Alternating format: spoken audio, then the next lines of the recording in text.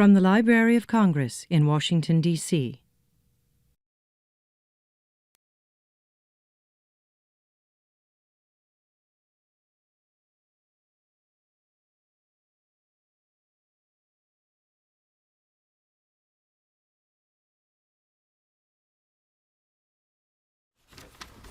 Good morning, all you early morning people here to celebrate Emily Dickinson. My name is Rob Casper. I'm the head of the Poetry and Literature Center here at the Library of Congress. And I would like to welcome you to our first ever Emily Dickinson Marathon reading, which is part of a day-long series of events honoring the Belle of Amherst. We are delighted to be working again with the Folger Shakespeare Library and its O.B. Hardison Poetry Series. For those of you who weren't here last year, we had an amazing District of Literature Festival in this very room with the Folger and with Penn Faulkner. I'd like to especially thank Terry Cross Davis for helping put this together and for continuing to work with me and with the library. I would also like to thank the brainchild of this marathon, Eleanor Higginbotham, and the Emily Dickinson International Society for helping promote the event. Ellie will say a few words after me to kick things off, and then we'll start with our first reader. Before that, I'd like to tell you a little bit about the Poetry and Literature Center here at the Library of Congress. The center is home to the Poet Laureate Consultant in Poetry, and for 75 years, it has hosted programs of all kinds to help support literature. We keep on trying new and fun things out, like today's event. You can read about the center at our website, www.loc.gov/poetry. We also have a sign-up sheet on the table out in the foyer if you want to find out more about events like this and get information from the Emily Dickinson International Society. Please do sign it up. Speaking of the society, its website is www.emilydickinsoninternationalsociety.org, and the O.B. Hardison's website is www.folger.edu/poetry. If you are up for a whole day of Dickinson, and if you are here this early, I'm imagining you are, I would encourage you to go to the Folger tonight, just down the street at 7:30 p.m., and hear acclaimed poet Rafael Campo give the Emily Dickinson birthday tribute. It should be a wonderful event, and it is the reason we thought about creating this marathon reading today, so that we can be a part of that great tradition. And now to tell you more about this event and my favorite American poet, please join me in welcoming Eleanor Higginbotham.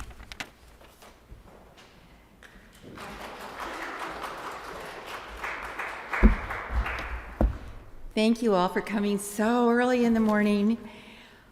Are you too deeply occupied to say if my verse is alive? Emily Dickinson's 1862 outreach question to Thomas Wentworth Higginson has been answered. Although the outward bounds of her life, she was born, lived, and died in Amherst, Massachusetts, to one of its first families. Her industry and art of at least 1,789 poems, her letter to the world, has had worldwide circumference. Bibliographies of critical and biographical studies mount into the thousands, but she is also, among general readers of all, with perhaps two others, Frost and Whitman, the most beloved of all American poets. That is why we gather today. We also gather today thanks to some remarkable people. Let me start with Rob Casper, whom you just met, and Terry Cross Davis, who's sitting back there, directors of the poetry program here at the Library of Congress and at the Folger, as you've just heard, respectively. Their expertise, judgment, knowledge, I would say patience, are made all the more terrific because of their love of and intimate familiarity with American poetry and poets. Thanks to the poets, I was going to name some of them who are some of you, but there are too many to name, including people who've come all the way from New York and Massachusetts just for this event. We are able to have this really monumental event in this wonderful place. I want to thank Jane Wald, who's coming a little later from Amherst, where there's always something wonderful happening at the museum, the two houses in Amherst, which she directs. And thanks to Eric Fraser and Rosemary Placo, I think, for the great gift of time to view some treasures of the Library of Congress connected to the publishing history of Emily Dickinson. That will be in 113 down the hall from 12 to 2, if you can stay that long. Let me also thank Professors Judith Farr and Nellie Lewis Lambert, who's over here, cohorts in organizing the Washington, D.C. chapter of the Emily Dickinson Society.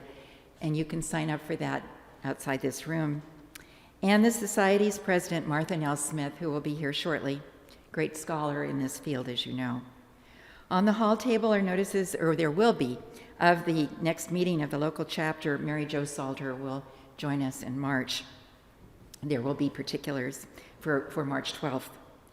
What would Dickinson make of these resources, not to mention Ron Charles's, I thought, delightful article, witty, in the Post on Saturday?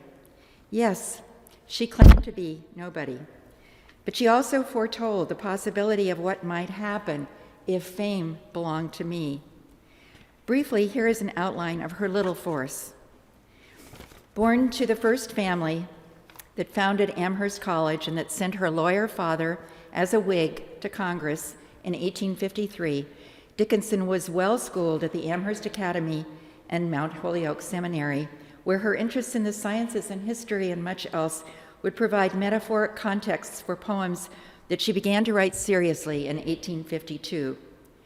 Myths and research on the poet's possibly not so quiet private life, emphasis on possible, have provided grist for novels, plays, song cycles, often embroidering the simple story. Aside from a visit to her father in Washington in 1855 when she stayed at the Willard Hotel, and months in Cambridge in 1864-65 when she sought help for eye problems, she lived exclusively in the house on Main Street with her parents and sister, next door eventually to her brother Austin and his wife Susan, Dickinson's closest friend.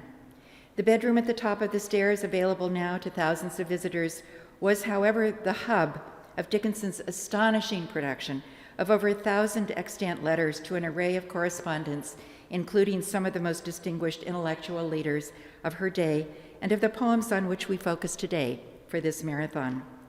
For the writer who declined editors' attempts to print, her poems have entered a wide world in dizzying forms that often reflect the struggles in the family and later in critical circles.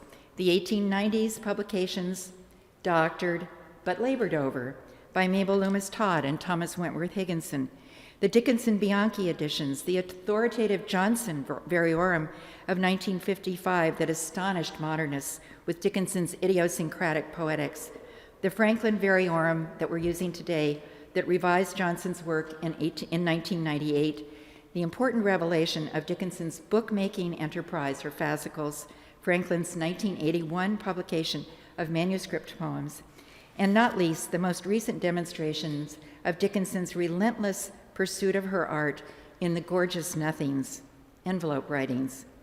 Within these miraculously recovered poems, Dickinson speaks in multiple ways.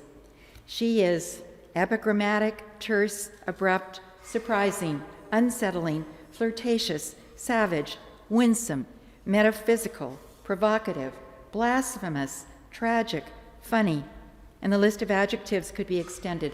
That's Helen Vindler, can't one-up her.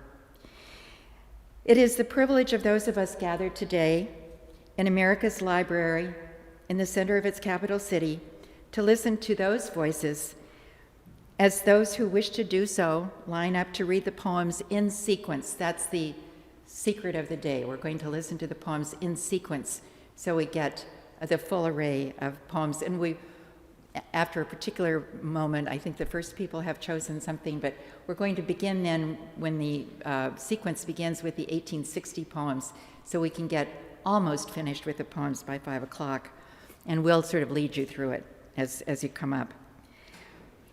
These are the most probable sequence in Franklin's scholarly judgment. Of course, we could be outguessed at any moment.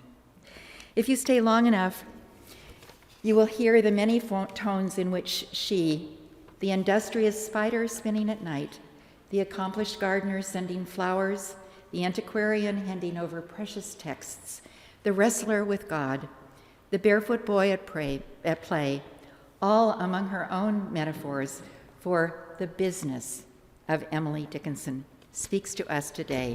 So we're going to start now, and we're just going to have a day with no discussion beyond, I was the only one who got to discuss in any way. And it'll be frustrating that we can't ask questions, we can't stop and say, oh my goodness, let's do that one over again. We're just going to read and read and read. And from this moment on, the voice of Emily Dickinson, through those of you in this room, that's the only voice we're going to hear. And won't that be fun? If you didn't get a little button, I have 100, so the first 100 people get one. It's a nonpartisan election button on Emily Dickinson.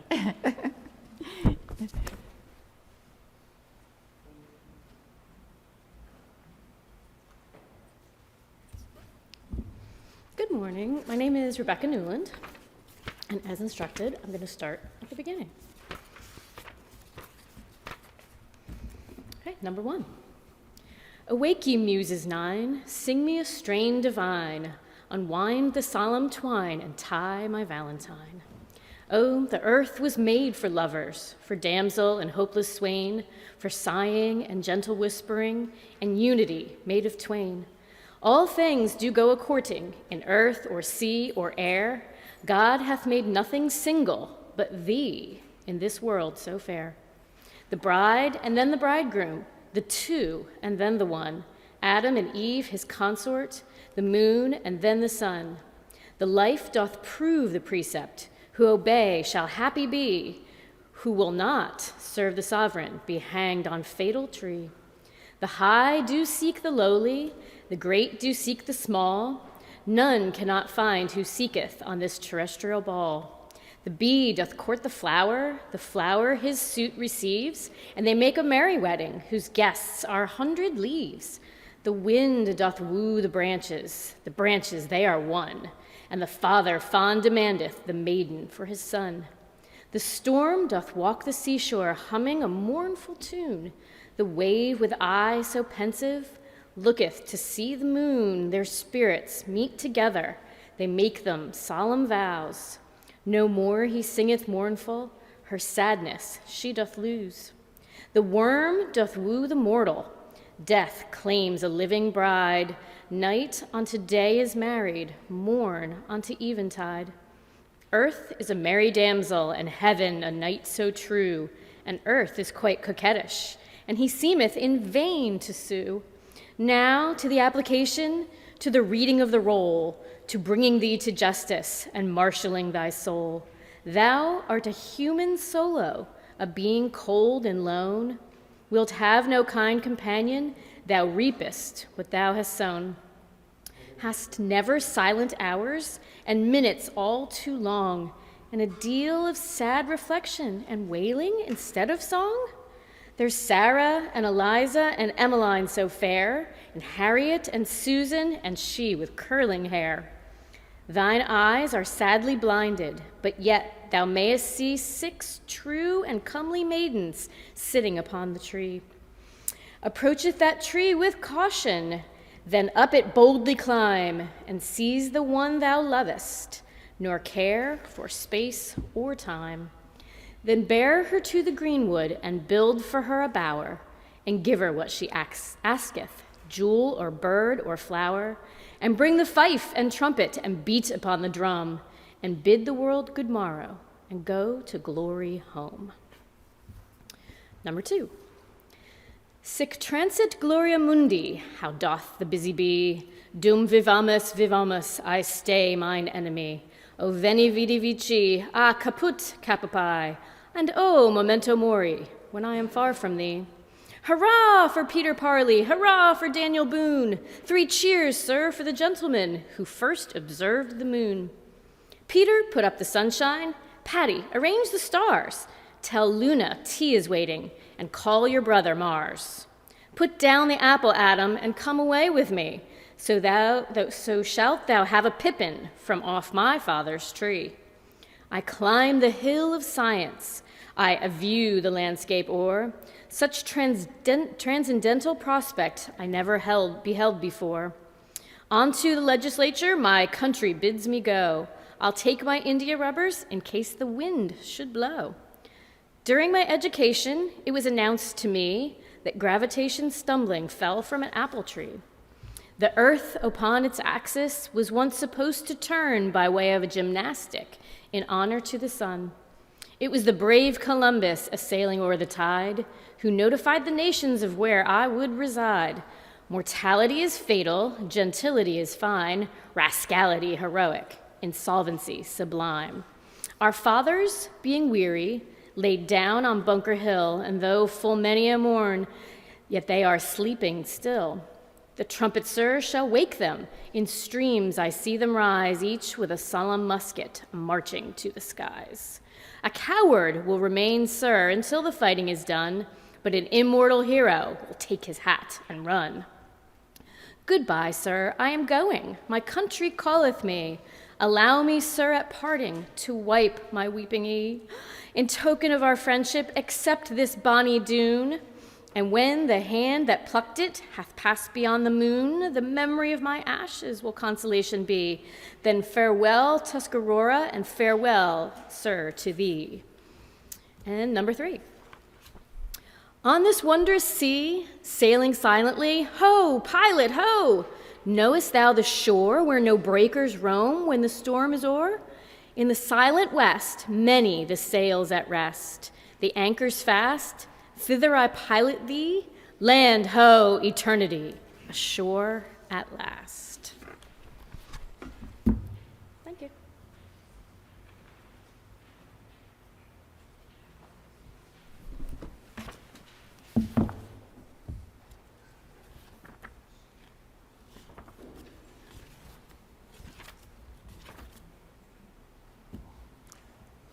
Hello, everyone. My name is Gerald Shields. We'll start with the 1860 poems, poem 130.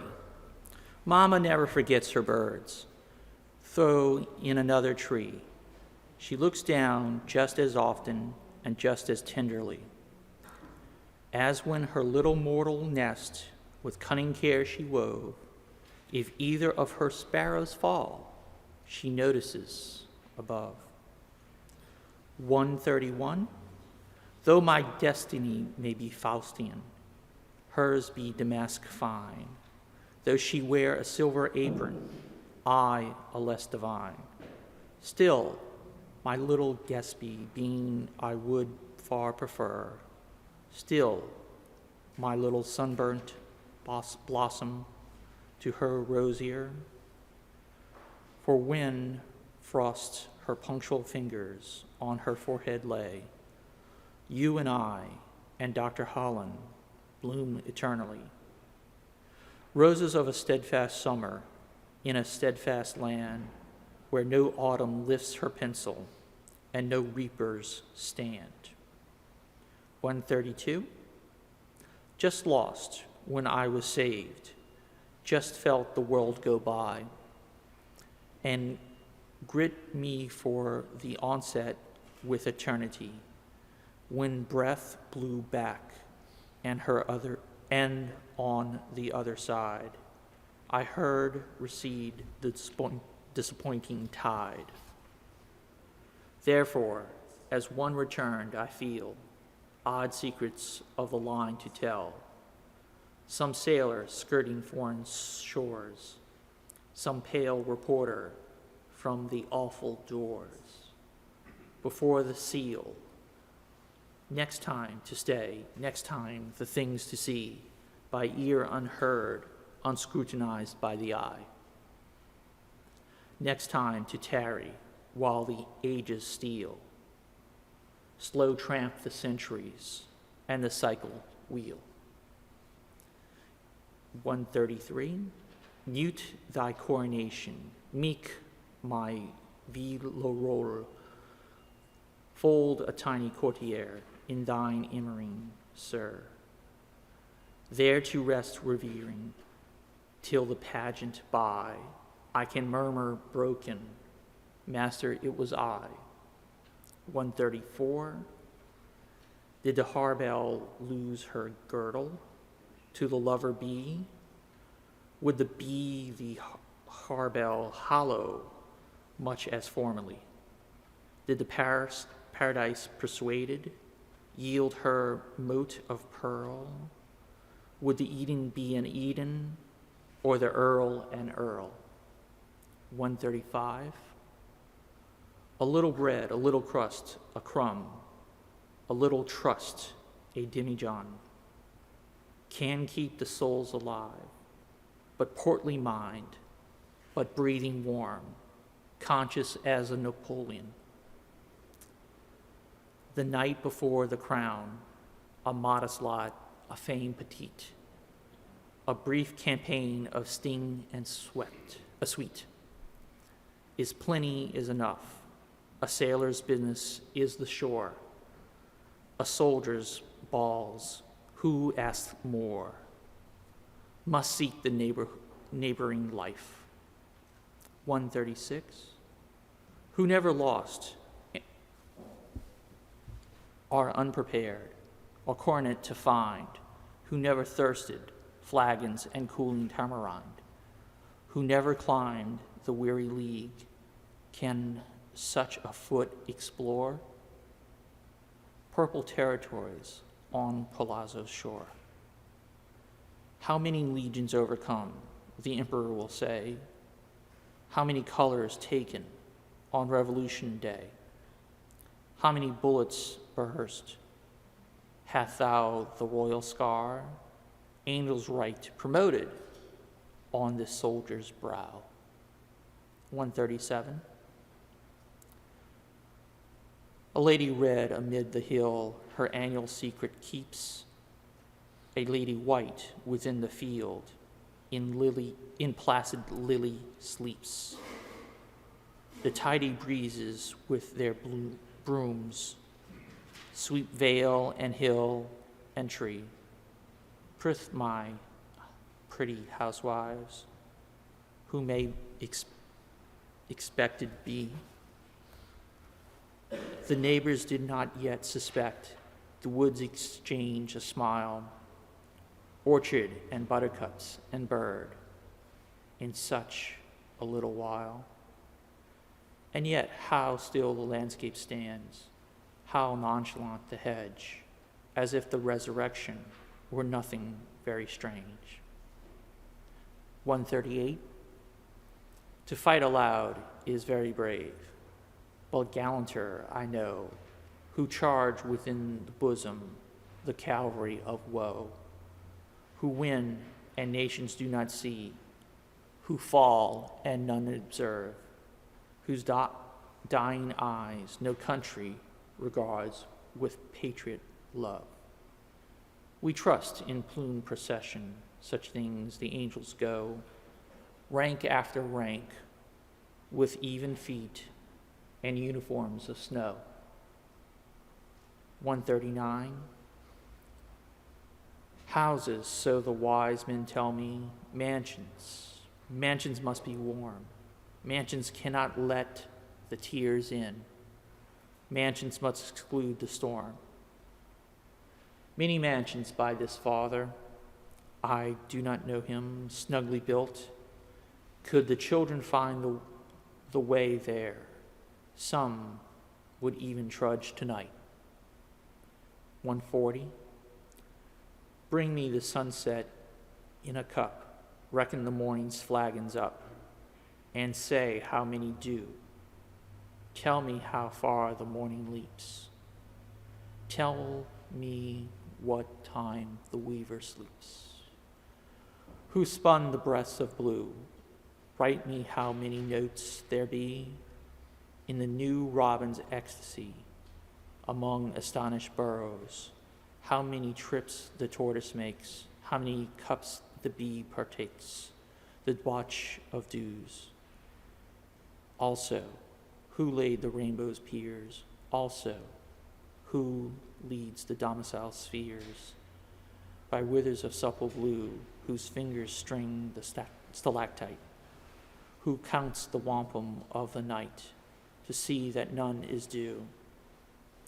Who built this little Alban house and shut the windows down so close my spirit cannot see? Who'll let me out some gala day with implements to fly away, passing pomposity. 141, she died at play, gambled away her lease of spotted hours, then sank as gaily as a Turk upon a couch of flowers.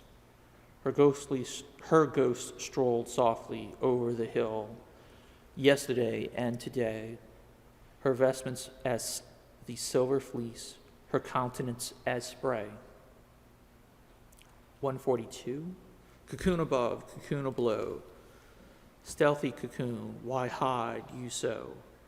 What all the world suspect, an hour and gay on every tree, your secret, perched in ecstasy, defies imprisonment. An hour in chrysalis to pass, then gay above receding grass, a butterfly to go, a moment to interrogate, then wiser than a surrogate, the universe to know. 143, exaltation is going of an inland soul to sea, past the houses, past the headlands, in deep eternity. Bred as we among the mountains, can the sailor understand the divine intoxication of the first league out from land? I never heard the word escape without a quicker blood, a sudden expectation, a flying altitude. I never heard of prisons broad, by soldiers battered down, but I tug childish at my bars, only to fail again.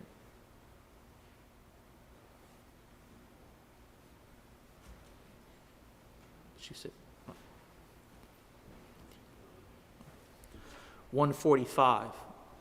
Well, the next person. Okay. 145. A little east of Jordan, evangelists record, a gymnast and an angel did wrestle long and hard, till morning touching mountain, and Jacob waxing strong, the angel begged permission to breakfast to return. So, not so, said cunning Jacob, I will not let thee go, except thou bless me, stranger. The witch acceded too. Light swung the silver fleeces, Peniel hills beyond, and the bewildered gymnast found he had worsted God. 146. All overgrown by cunning moss, all interspiced with weed, the little cage of courier bell in quiet hawthorn laid. This bird, observing others, when frost too sharp became, retired to other latitudes, quietly did the same, but differed in retiring, since Yorkshire hills are green. Yet not in all the nest I meet can nightingale be seen.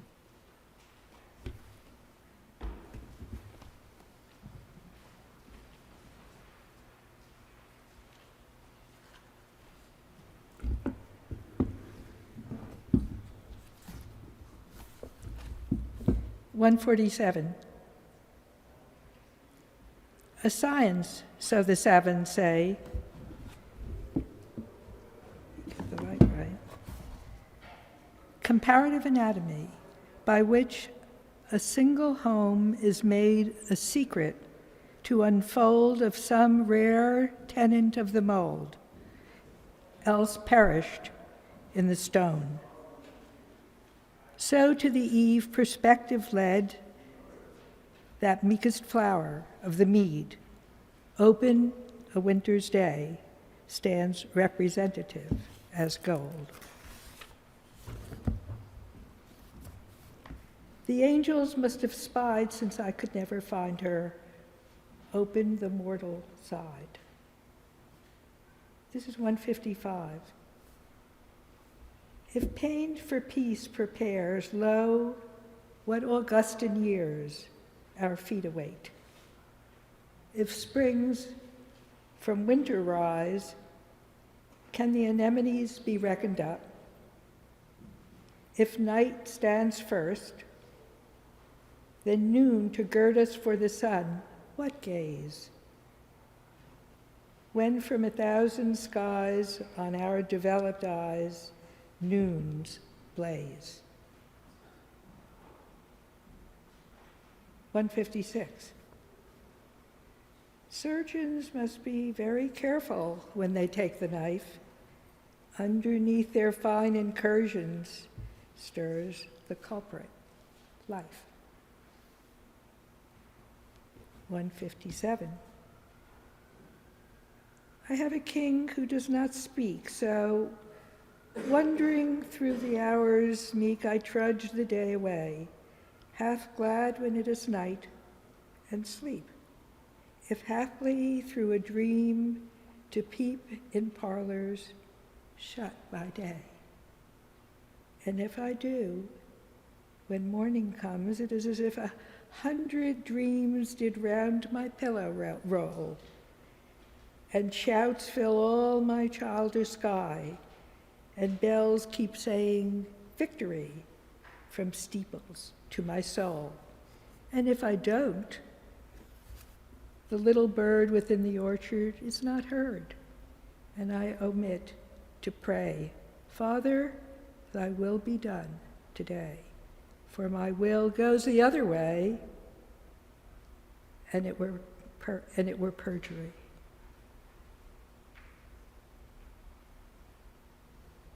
(158) Where I have lost, I softer tread. I sow sweet flowers from garden bed. I praise above that vanished head and mourn.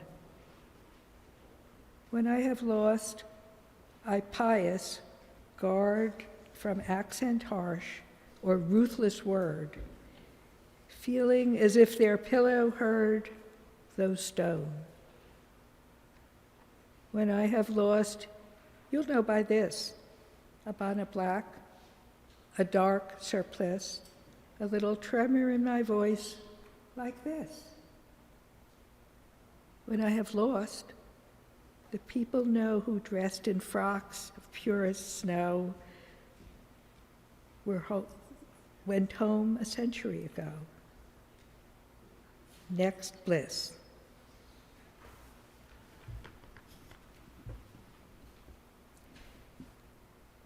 (159) She went as quiet as the dew from an accustomed flower.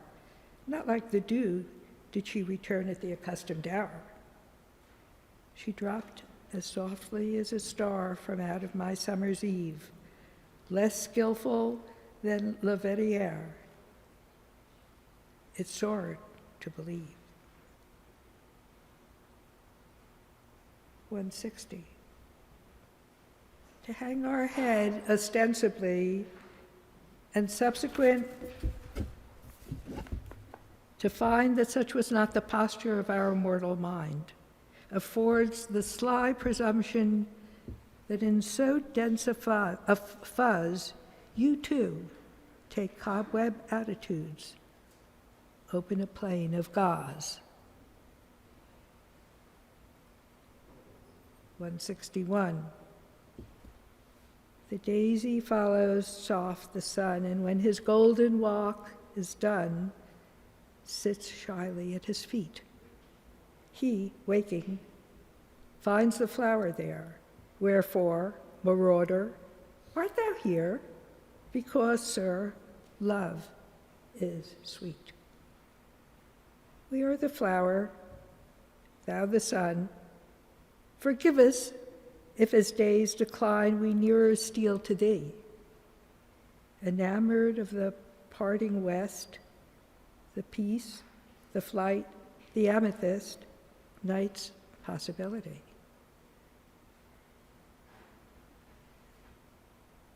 (162) Some rainbow coming from the fair, some vision of the world, Kashmir, I confidently see.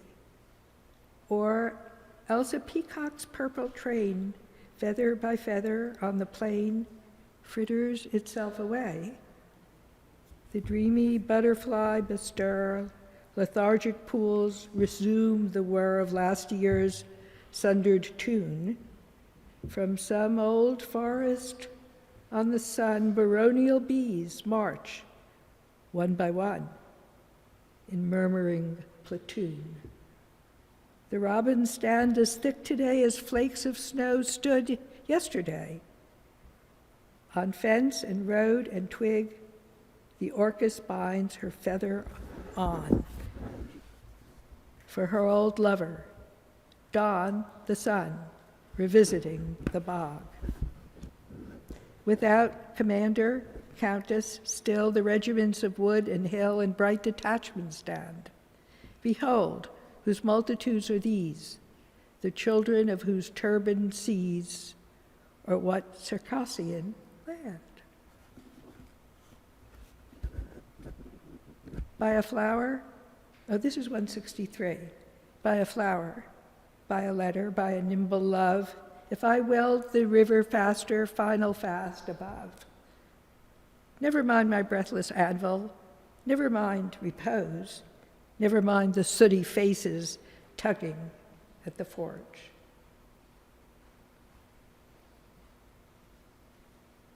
(164)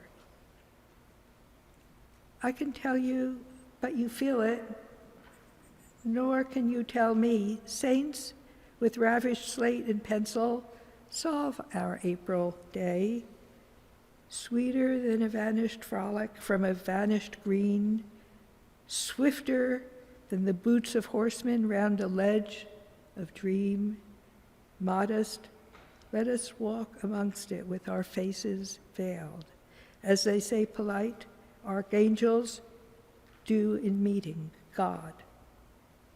Not for me to prate about it, not for you to say to some fashionable lady, charming April day.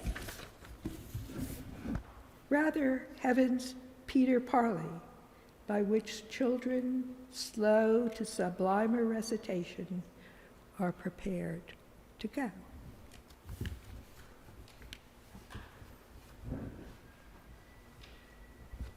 Thank you. 165. I'm Anne Harding Woodworth.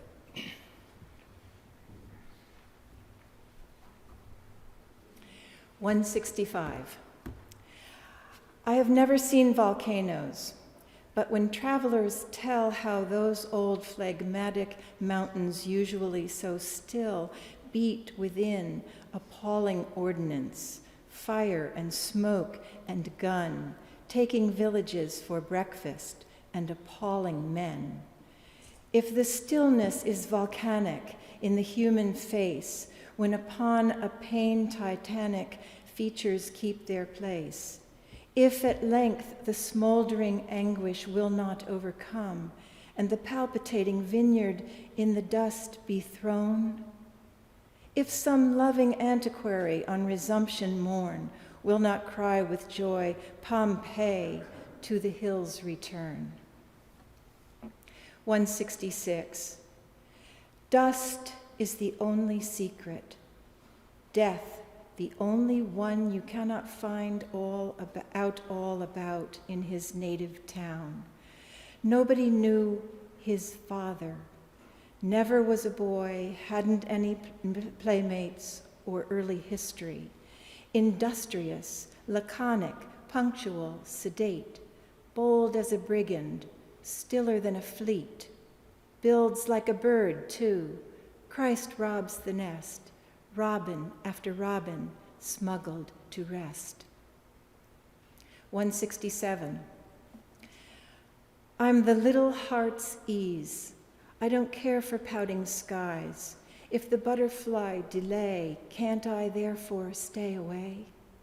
If the coward bumblebee in his chimney corner stay, I must resoluter be. Who'll apologize for me? Dear, old-fashioned little flower, Eden is old-fashioned too. Birds are antiquated fellows. Heaven does not change her blue, nor will I, the little heart's ease, ever be induced to do. 168. Ah, necromancy sweet, ah, wizard erudite, Teach me the skill that I instill the pain surgeons assuage in vain, nor herb of all the plain can heal. 169. Wait till the majesty of death invests so mean a brow. Almost a powdered footman might dare to touch it now. Wait till in everlasting robes this democrat is dressed, then prate about preferment, and station, and the rest. Round this quiet courtier obsequious angels wait. Full royal is his retinue, full purple is his state. A lord might dare to lift the hat to such a modest clay, since that my lord, the Lord of lords, receives unblushingly. 'Tis so much joy, if I, this is 170. 'Tis so much joy, if I should fail, what poverty, and yet, as poor as I, have ventured all upon a throw, have gained, yes, hesitated so, this side of victory. Life is but life, and death but death. Bliss is but bliss, and breath but breath. And if indeed I fail, at least to know the worst is sweet. Defeat means nothing but defeat. No drearier can befall. And if I gain, O gun at sea, O bells that in the steeples be, at first repeat it slow, for heaven is a different thing, conjectured and waked sudden in the might extinguish me. 171. A fuzzy fellow without feet, yet doth exceeding run, of velvet is his countenance, and his complexion done. Sometime he dwelleth in the grass, sometime upon a bough, from which he doth descend in plush upon the passer-by. Oh, all this in summer, but when winds alarm the forest folk, he taketh damask residence and struts in sewing silk. Then, finer than a lady, emerges in the spring, a feather on each shoulder, you'd scarce recognize him. By men yclept caterpillar, by me, but who am I to tell the pretty secret of the butterfly? 172. At last, to be identified. At last, the lamps upon your side, the rest of life to see. Past midnight, past the morning star, past sunrise. Ah, what leagues there were between our feet and day. 173. Except to heaven she is naught, except for angels lone, except to some wide wandering bee a flower superfluous blown, except for winds provincial, except for butterflies, unnoticed as a single dew that on the acre lies. The smallest housewife in the grass, yet take her from the lawn, and somebody has lost the face that made existence home. 174. Portraits are to daily faces as an evening west to a fine, pedantic sunshine in a satin vest. 175. I cautious scanned my little life. I winnowed what would fade from what would last till heads like mine should be a dreaming laid. I put the latter in a barn, the former blew away. I went one winter morning, and lo, my priceless hay was not upon the scaffold, was not upon the beam, and from a thriving farmer, a cynic I became. Whether a thief did it, whether it was the wind, whether deities guiltless, my business is to find. So I begin to ransack, how is it hearts with thee? Art thou within the little barn love provided thee? 176. If I could bribe them by a rose, I'd bring them every flower that grows from Amherst to Kashmir. I would not stop for night or storm or frost or death or anyone. My business were so dear. If they would linger for a bird, my tambourine would soonest heard among the April woods. Unwearied all the summer long, only to break in wilder song when winter shook the boughs. What if they hear me? Who shall say that such an importunity may not at last avail? That, weary of this beggar's face, they may not finally say yes, to drive her from the hall? 177. As if some little Arctic flower upon the polar ham went wandering down the latitudes until it puzzled came to continents of summer, to firmaments of sun, to strange bright crowds of flowers and birds of foreign tongue. I say, as if this little flower to Eden wandered in, what then? Why, nothing, only your inference therefrom. 178. To learn the transport by the pain as blind men learn the sun, to die of thirst suspecting that brooks in meadows run, to stay the homesick feet upon a foreign shore, haunted by native lands the while and blue beloved air. This is the sovereign anguish, this the signal woe.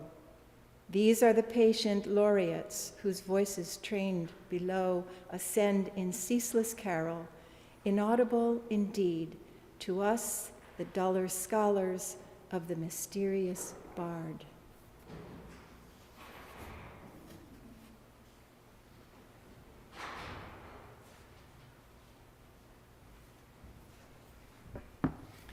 Start right there, 179. Hold it down so you get the light.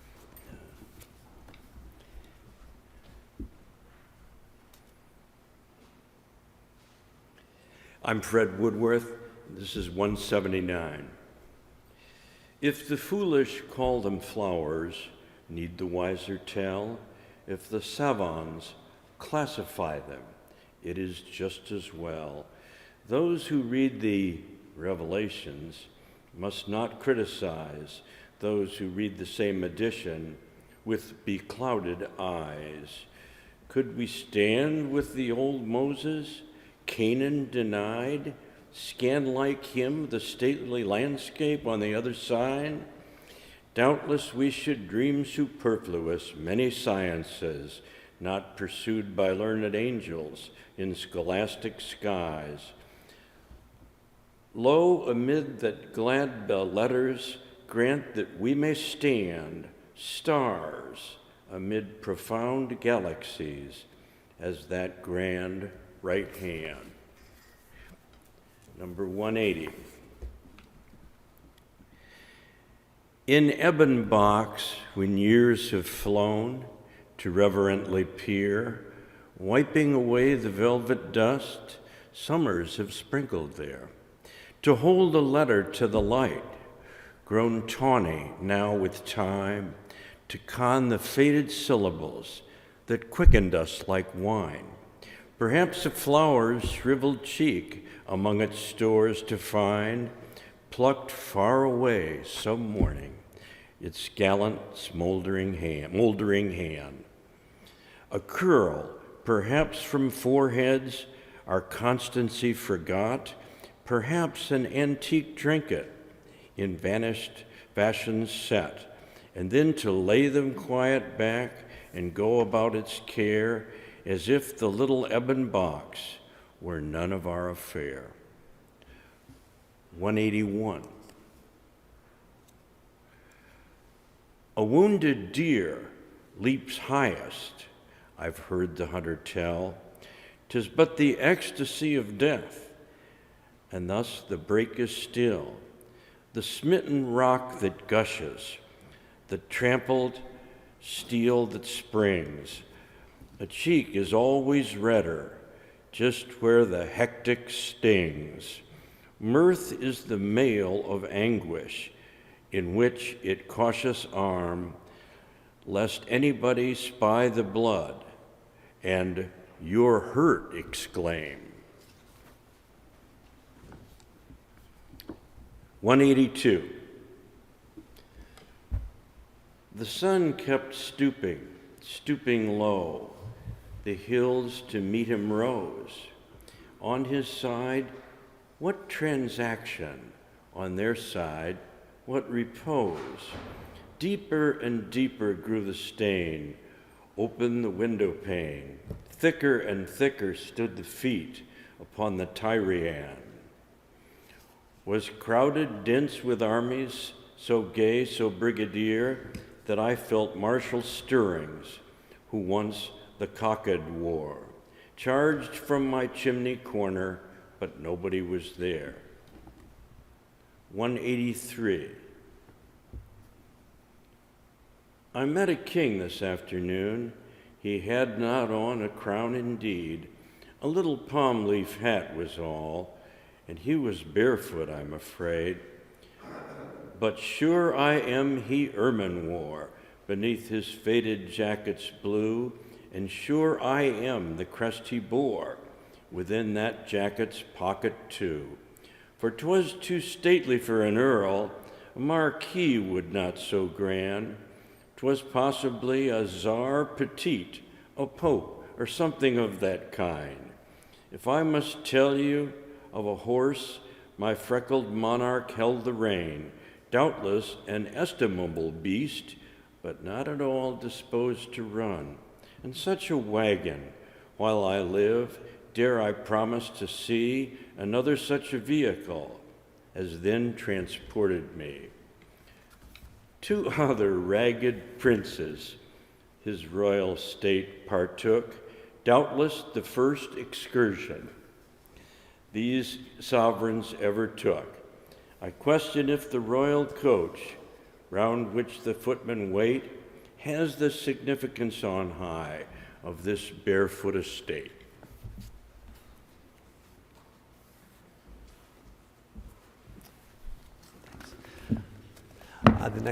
The next reader will be Jennifer Atkinson.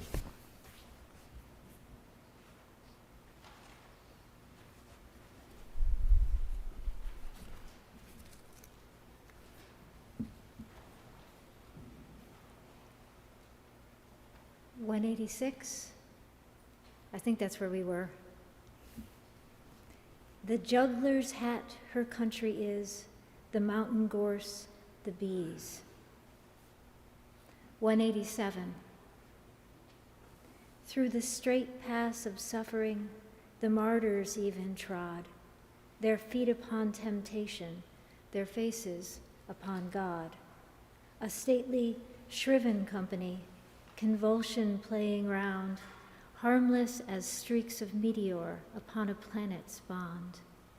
Their faith, the everlasting troth, their expectation fair. The needle to the north degree weighed so through polar air. 188. Could I then shut the door, lest my beseeching face at last rejected be of her? 189. Is it true, dear Sue? Are there 2? I shouldn't like to come for fear of joggling him. If you could shut him up in a coffee cup, or tie him to a pin till I got in, or make him fast to Toby's fist, hist, whist, I'd come. 190. No rose, yet felt myself abloom, no bird, yet rode in ether. 191. Morning means milking to the farmer, dawn to the Tenerife, dice to the maid. Morning means just risk to the lover, just revelation to the beloved. Epicures date a breakfast by it, brides an apocalypse, worlds of flood, faint-going lives, their lapse from sighing, faith, the experiment of our Lord. 192. 'Tis anguish grander than delight, 'tis resurrection pain, the meeting bands of smitten face we questioned to again. 'Tis transport wild as thrills the graves when cerements let go, and creatures glad in miracle go up by two and two. 193. Speech is a prank of Parliament, tears a trick of the nerve, but the heart with the heaviest freight on doesn't always move. 194. Title divine is mine, the wife without the sign, acute degree conferred on me, Empress of Calvary, royal all but the crown, betrothed without the swoon.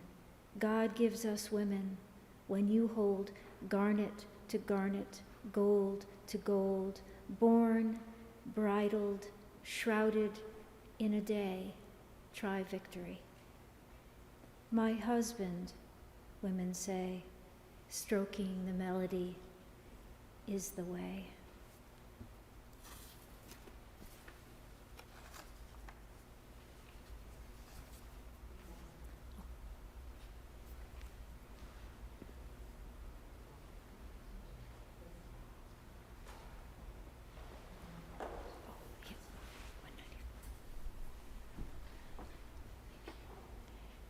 Karen Alanier. 194. Title divine is mine, the wife without the sign, acute degree conferred on me, Empress of Calvary, royal all but crowned, betrothed without the swoon. God gives us women when you hold garnet to garnet, gold to gold, born, bridled, shrouded in a day. 'Tis victory, try victory. My husband, women say, stroking the melody, is this way. 195. Victory comes late and is held low to freezing lips, too wrapped with frost to take it. How sweet it would have tasted, just a drop.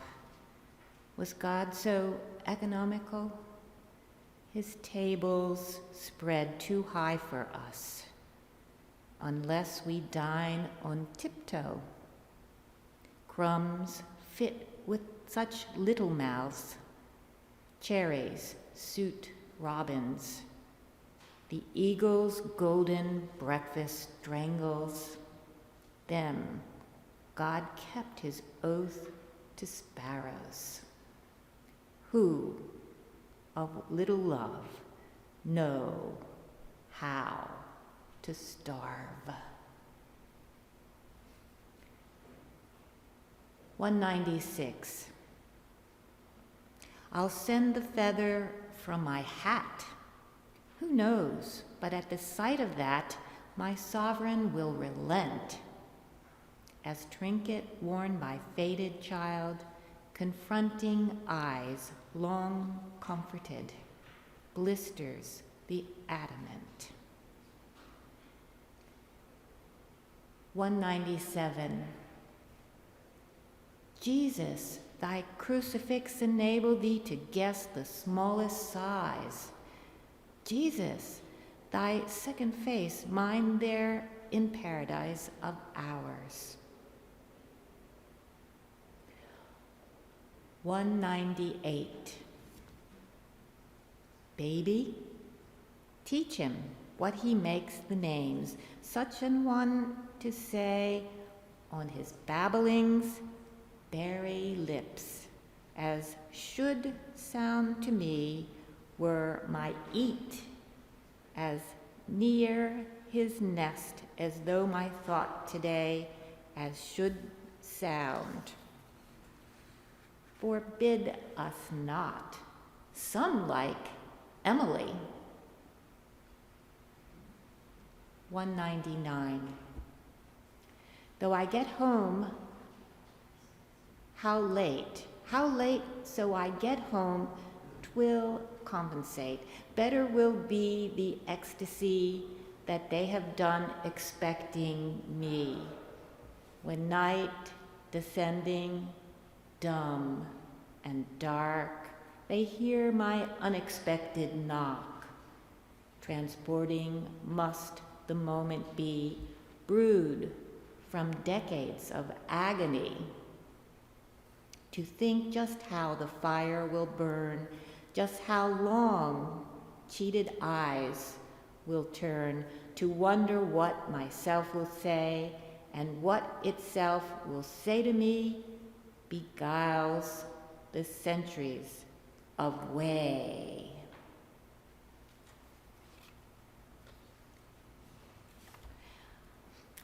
"200. The rose did caper on her cheek, her bodice rose and fell, her pretty speech like drunken men did stagger pitiful. Her fingers fumble at her work, her needle would not go. What ailed so smart a little maid, it puzzled me to know. Till opposite I spied a cheek that bore another rose, just opposite another speech that like the drunkard goes. A vest like a vest that like her bodice danced to the immortal tune, till those two troubled little clocks ticked softly into one.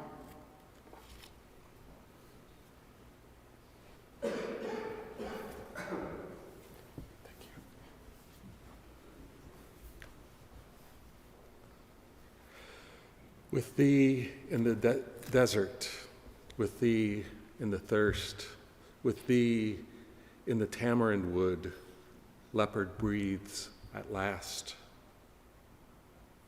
202.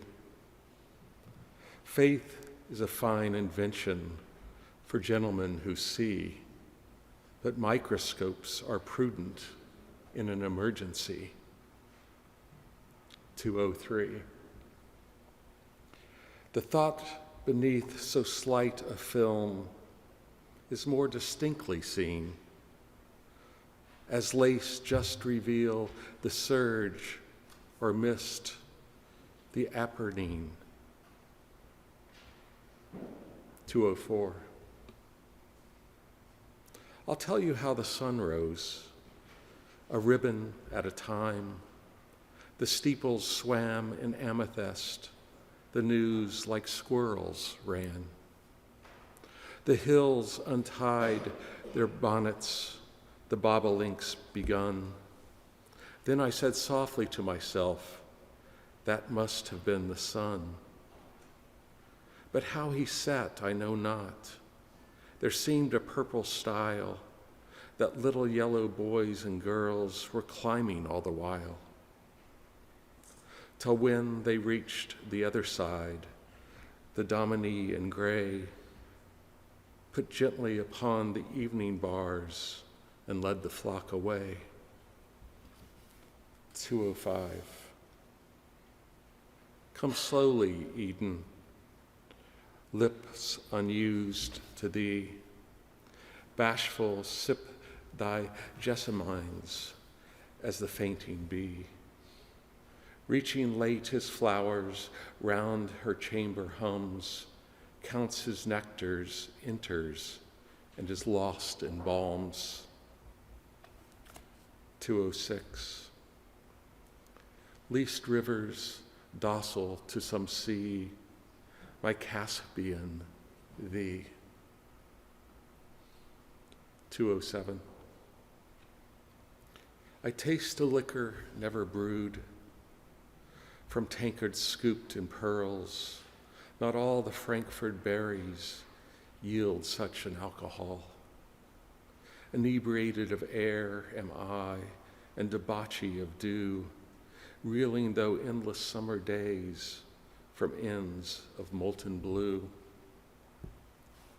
When landlords turn the drunken bee out of the foxglove door, when butterflies renounce their drams, I shall but drink the more, till seraphs swing their snowy hats and saints to windows run, to see the little tippler leaning against the sun. 208, pine boughs. A feather from the whippoorwill that everlasting sings, whose galleries are sunrise, whose stanzas are the springs, whose emerald nest the ages spin with mellow murmur thread, whose beryl egg what schoolboys hunt in recess overhead. 209. I lost a world the other day. Has anybody found? You'll know it by the row of stars around its forehead bound.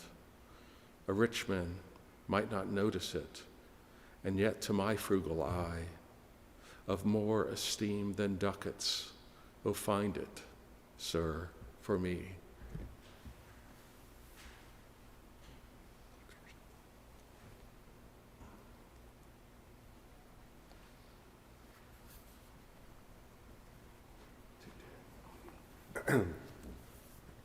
Hello, I'm Alan Abel. 210.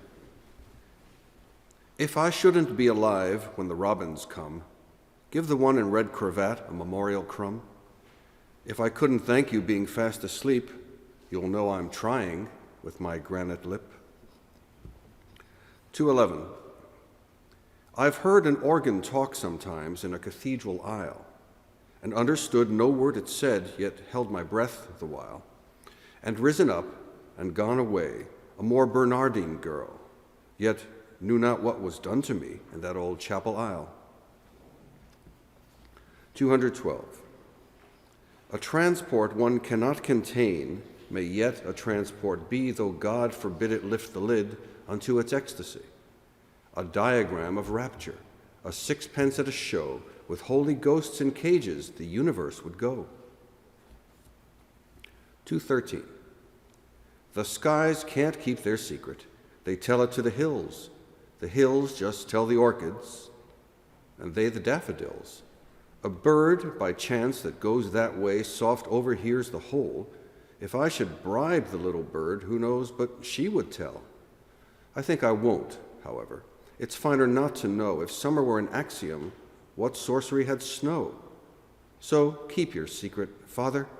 I would not, if I could, know what the sapphire fellows do in your new-fashioned world. 214. Poor little heart, did they forget thee? Then dinna care. Proud little heart, did they forsake thee? Be debonair. Frail little heart, I would not break thee. Couldst credit me? Gay little heart, like morning glory, wind and sun wilt thee array. 215. I shall know why when time is over, and I have ceased to wonder why. Christ will explain each separate anguish in the fair schoolroom of the sky. He will tell me what Peter promised, and I, for wonder at his woe, I shall forget the drop of anguish that scalds me now. 216. On this long storm the rainbow rose, on this late morn the sun. The clouds like listless elephants, horizons straggled down. The birds rose smiling in their nests, the gales indeed were done. Alas, how heedless were the eyes on whom the summer shone. The quiet nonchalance of death, no daybreak can bestir. The slow archangel syllables must awaken her. 2:17. The bumble of a bee a witchcraft yieldeth me. If any ask me why, 'twere easier to die than tell. The red upon the hill taketh away my will. If anybody sneer, take care, for God is near. That's all. The breaking of the day addeth to my degree. If any ask me how, artist who drew me so must tell. 2:18. You love me, you are sure. I shall not fear mistake. I shall not cheated wake some grinning morn to find the sunrise left and orchards unbereft and Dolly gone. I need not start, you're sure. That night will never be when frightened home to thee I run to find the windows dark and no more, Dolly, mark, quite none. Be sure you're sure.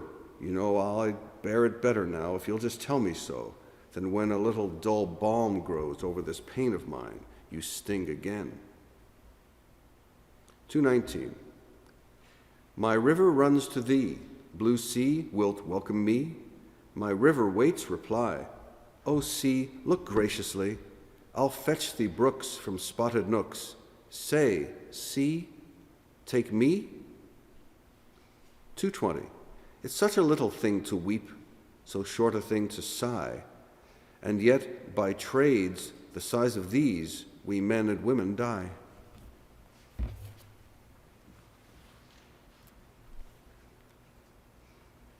One more? Okay. 2:21. He was weak, and I was strong then, so he let me lead him in. I was weak, and he was strong then, so I let him lead me home. 'Twasn't far, the door was near. 'Twasn't dark, for he went too. 'Twasn't loud, for he said naught. That was all I cared to know. Day knocked, and we must part. Neither was strongest now. He strove, and I strove too. We didn't do it, though.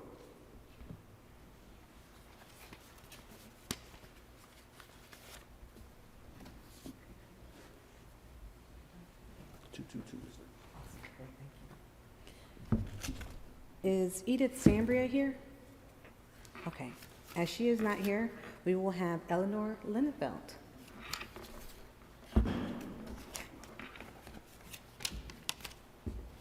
Okay. So, 221. All right, 2:21.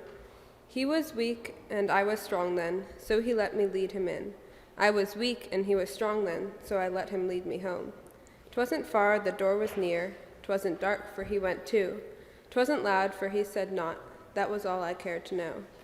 Day knocked, and we must part. Neither was strongest now. He strove, and I strove too. We didn't do it, though. 2:22. Dying, dying in the night.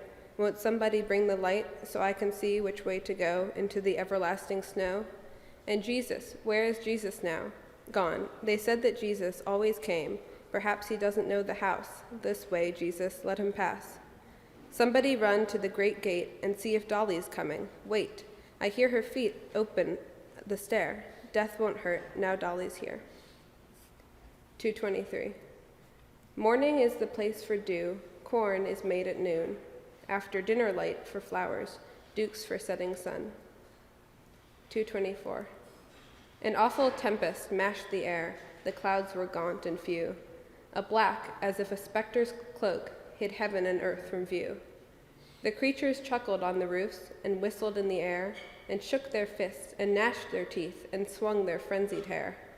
The morning lit, the birds arose, the monster's faded eyes turned slowly to his native coast, and peace was paradise. 2:25. I'm wife, I finished that other state. I'm czar, I'm woman now, it's safer so. How odd the girl's life looks behind this soft eclipse. I think that heaven feels so, I think that earth feels so to folks in heaven now. This being comfort then, that other kind was pain. But why compare? I'm wife. Stop there. 226. I stole them from a bee, because thee, sweet plea, he pardoned me. 227. Two swimmers wrestled on the spar until the morning sun, when one turned smiling to the land, O God, the other one.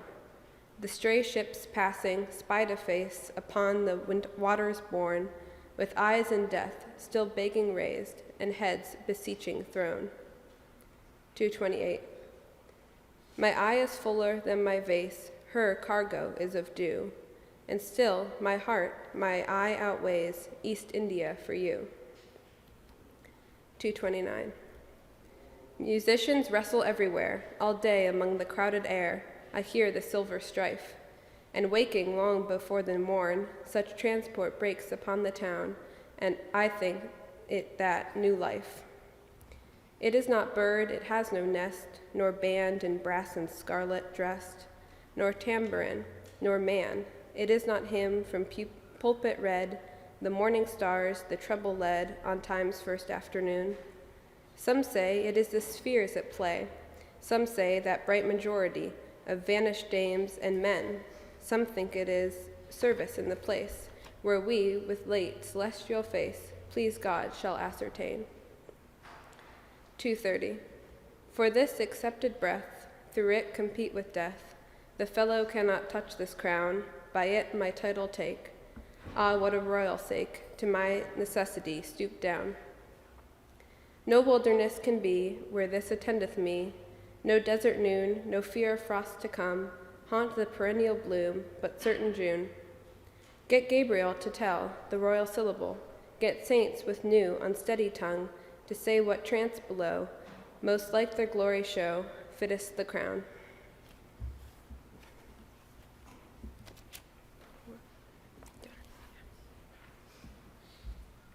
And Cornelia Weiss.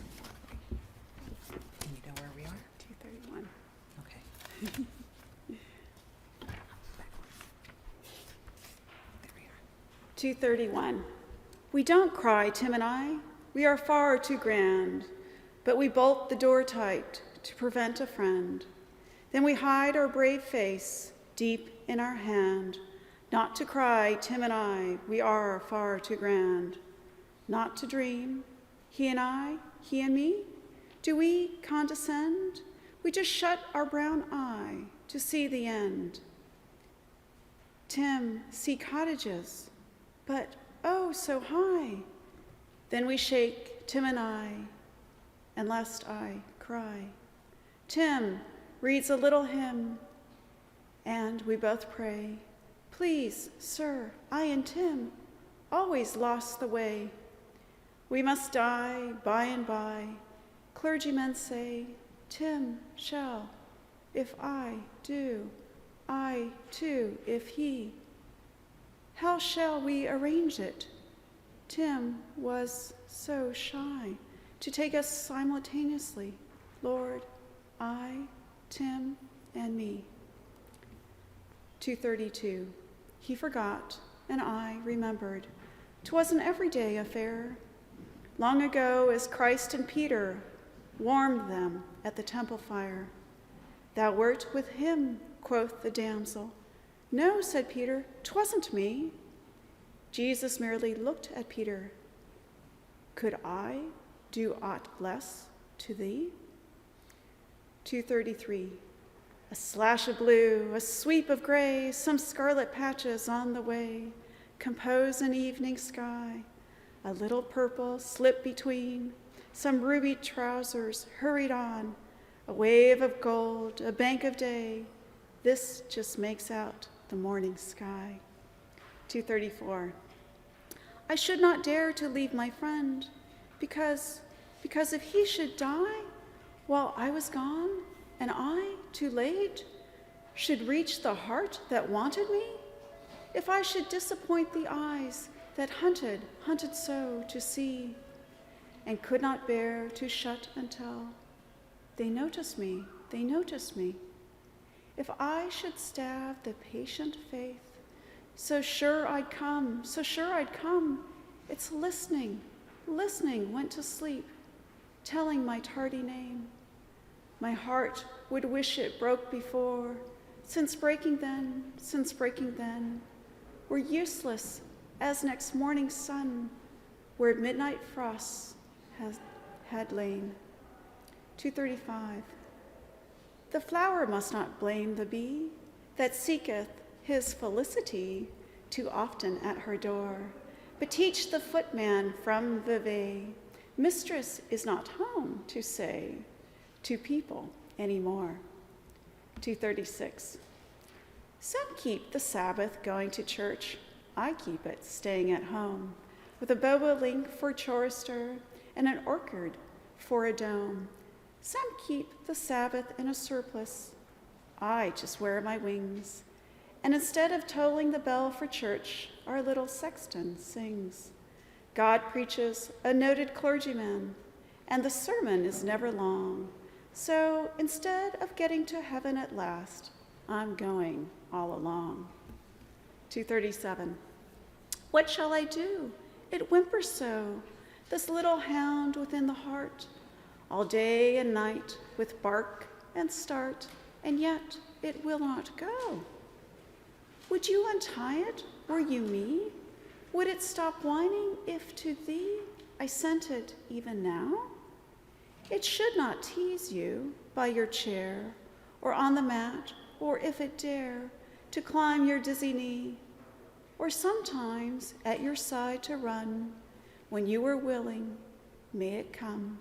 Tell Carlo, he'll tell me. 238. How many times these low feet staggered, only the soldered moth can tell. Try, can you stir the awful rivet? Try, can you lift the hafts of steel? Stroke the cool forehead, hot so often, lift, if you care, the listless hair. Handle the adamantine fingers, never a thimble more shall wear. Buzz the dull flies on the chamber window. Brave shines the sun through the feckled pane. Fearless, the cobweb swings from the ceiling. Indolent housewife in Daisy's Lane. 239.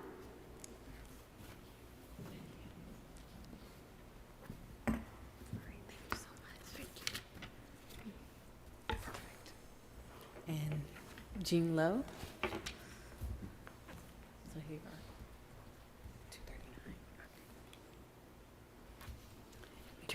239. Make me a picture of the sun so I can hang it on my room and make believe I'm getting warm when others call it day. Draw me a robin on a stem, so I am hearing him, I'll dream.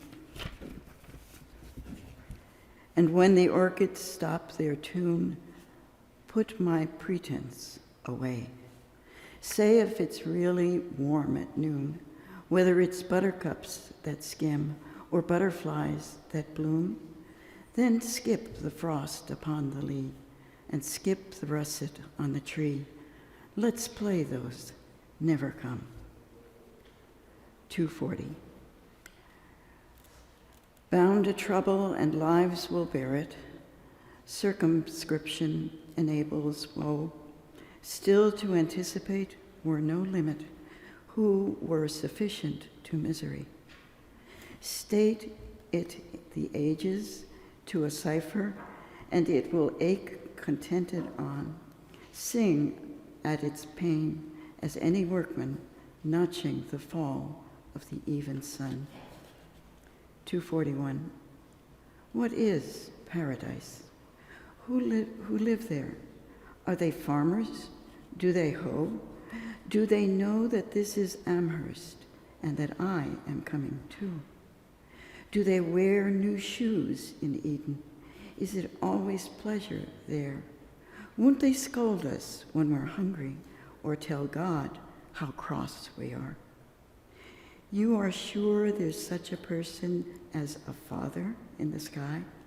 So if I get lost there ever, or do what the nurse calls die. I sham walk the jasper barefoot. Ransomed folks want to laugh at me. Maybe Eden ain't so lonesome as New England used to be. 242. It is easy to work when the soul is at play, best when the soul is in pain. The hearing him put his playthings up makes work difficult them. It is simple to ache in the bone or the rind, but gimblets among the nerve mangle daintier, terribler, like a panther in the glove. 243. That after horror that was so, that past the moldering pier, just as the granite crumb let go our Savior by a hair, a second more had dropped too deep for fishermen to plumb. The very profile of the thought puts recollection none. The possibility to pass without a moment's spell into conjecture's presence is like a face of steel that suddenly knocks into ours with a metallic grin. The cordiality of death, who drills his welcome in. 244. We, B and I, live by the quaffing. 'Tis an all hawk with us. Life has its ale, but it's many a lay of the dim burgundy we chant for cheer when the wines fail. Do we get drunk? Ask the jolly Clovers. Do we beat our wife? I never wed. B pledges his to minute flagons, dainty as the trees on her deft head. While runs the Rhine, he and I revel, first at the vat and latest at the vine. Noon, our last cup, found dead of nectar by a humming coroner in a by-thyme. 245. God permits industrious angels afternoons to play. I met one, forgot my schoolmates, all for him straightway. God calls home the angels promptly at the setting sun. I missed mine, how dreary marbles after playing crown. 246.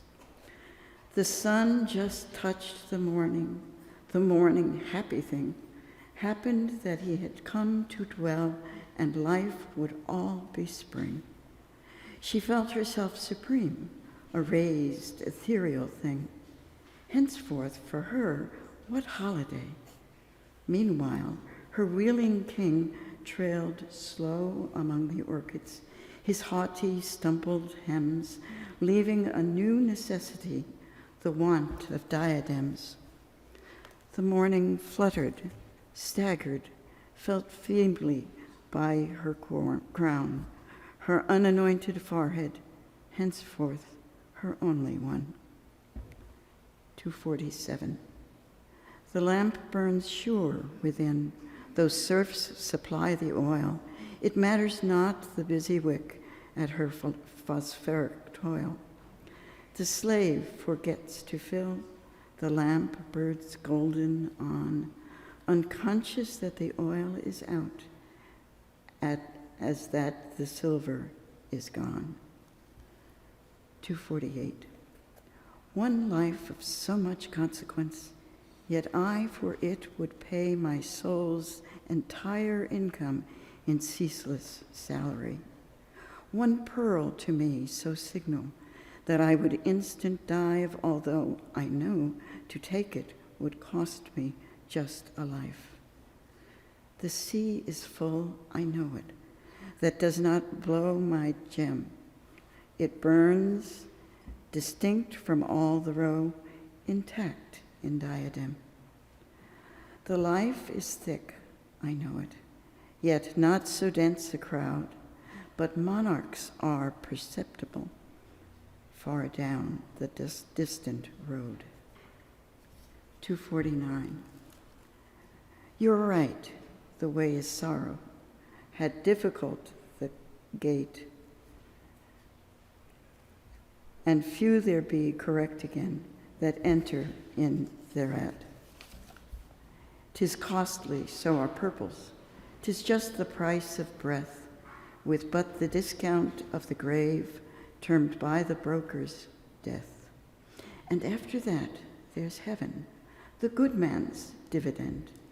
The bad man go to jail, I guess. 250. Okay.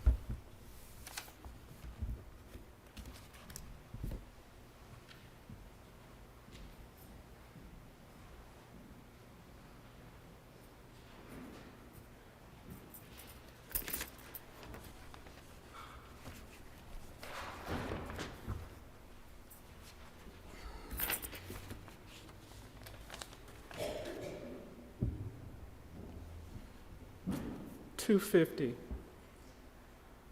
The court is far away, no umpire have I.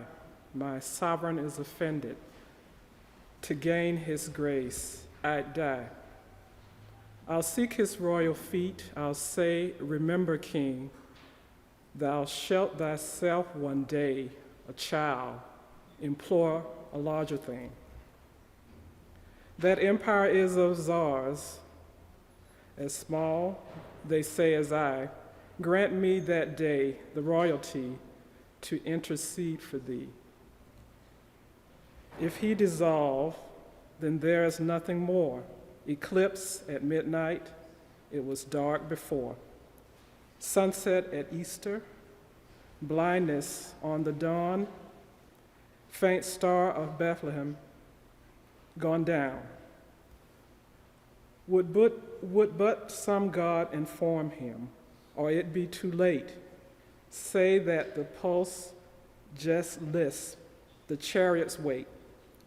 Say that a life for his is leaking red. His little spaniel tell him, will he heed? I think just how my shape will rise when I shall be forgiven, till hair and eyes and timid head are out of sight in heaven. I think just how my lips will weigh with shapeless quivering prayer, that you so late consider me the sparrow of your care. I mind me that of anguish sent, some drifts were moved away, before my simple bosom broke, and why not this, if they? And so I con that thing forgiven, until delirious born, by my long bright and longer trust, I drop my heart unshriven. 253. I've nothing else to bring you, you know, so I keep bringing these, just as the night keeps fetching stars to our familiar eyes. Maybe we shouldn't mind them unless they didn't come. Then maybe it would puzzle us to find our way home. 254. A mind to move a queen, half child, half heroine, and Orleans in the eye that puts its manner by for humbler company when none are near. Even a tear, its frequent visitor, a bonnet like a duke, and yet a wren's peruke. Why not so shy of goer by, and hands so slight, they would elate a sprite with merriment, a voice that alters low, and on the ear can go like let of snow, or shifts supreme, as tone of realm on subject's diadem, too small to fear, too distant to endear, and so men compromise and just revere. 255. The drop that wrestles in the sea forgets her own locality as I and thee. She knows herself an instant small, yet small, she sighs, if all is all, how larger be. The ocean smiles at her conceit, but she forgetting Amphitrite pleads me. 256. The robin's my criterion for time, because I grow where robins do. But where a cuckoo born, I'd swear by him, the old familiar rues the noon. The buttercup's my whim for bloom. Because we're orchids sprung, but were I Britain born, I'd daisies spurn. None but the nut October fit, because through dropping it, the seasons flit. I'm taught without the snow's tableau. Winter will lie to me, because I see New Englandy, the queen discerns like me provincially. 257. I've known a heaven like a tent to wrap its shining yards, pluck up its stakes and disappear without the sound of boards, a rip of nail or carpenter, but just the miles of stair that signalize a show's retreat in North America. No trace, no figment of the thing that dazzled yesterday, no ring, no marvel, men and feats dissolved as utterly as birds for navigation discloses just a hue, a plash of oats, a gaiety, then swallowed up for view.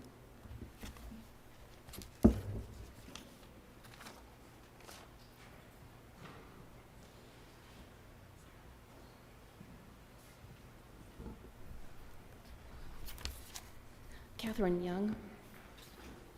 258. I came to buy a smile today, but just a single smile.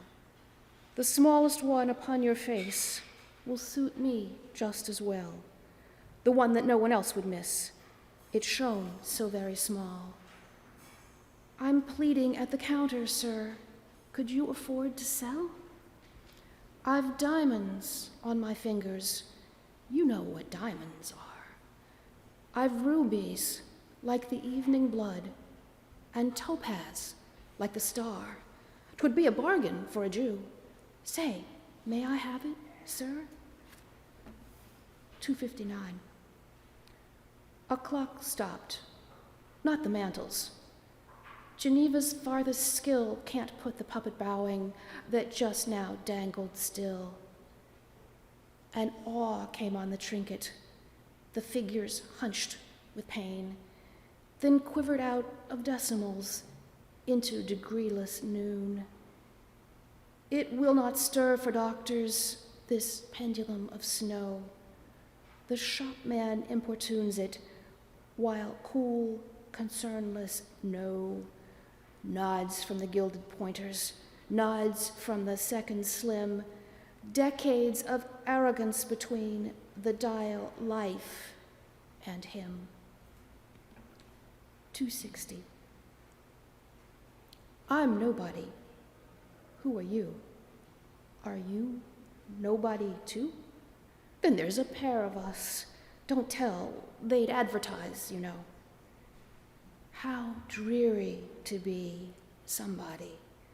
How public, like a frog. To tell one's name the livelong June to an admiring bog. 261. I held a jewel in my fingers and went to sleep. The day was warm and winds were prosy. I said, 'twill keep. I woke and chid my honest fingers. The gem was gone, and now an amethyst remembrance is all I own. 262. Ah, moon and star, you are very far, but were no one farther than you, do you think I'd stop for a firmament or a cubit or so? I could borrow a bonnet of the lark and a chamois silver boot and a stirrup of an antelope and leap to you tonight. But moon and star, though you're very far, there is one farther than you. He is more than a firmament from me, and I cannot go. 263. Just so, Christ raps, he doesn't weary, first at the knocker, and then at the bell, then on divinest tiptoe standing, might he but spy the hiding soul. When he retires, chilled or weary, it will be ample time for me, patient upon the steps until then, heart, I am knocking low at thee. 264. Forever at his side to walk, the smaller of the two, brain of his brain, blood of his blood, 2 lives, 1 being now.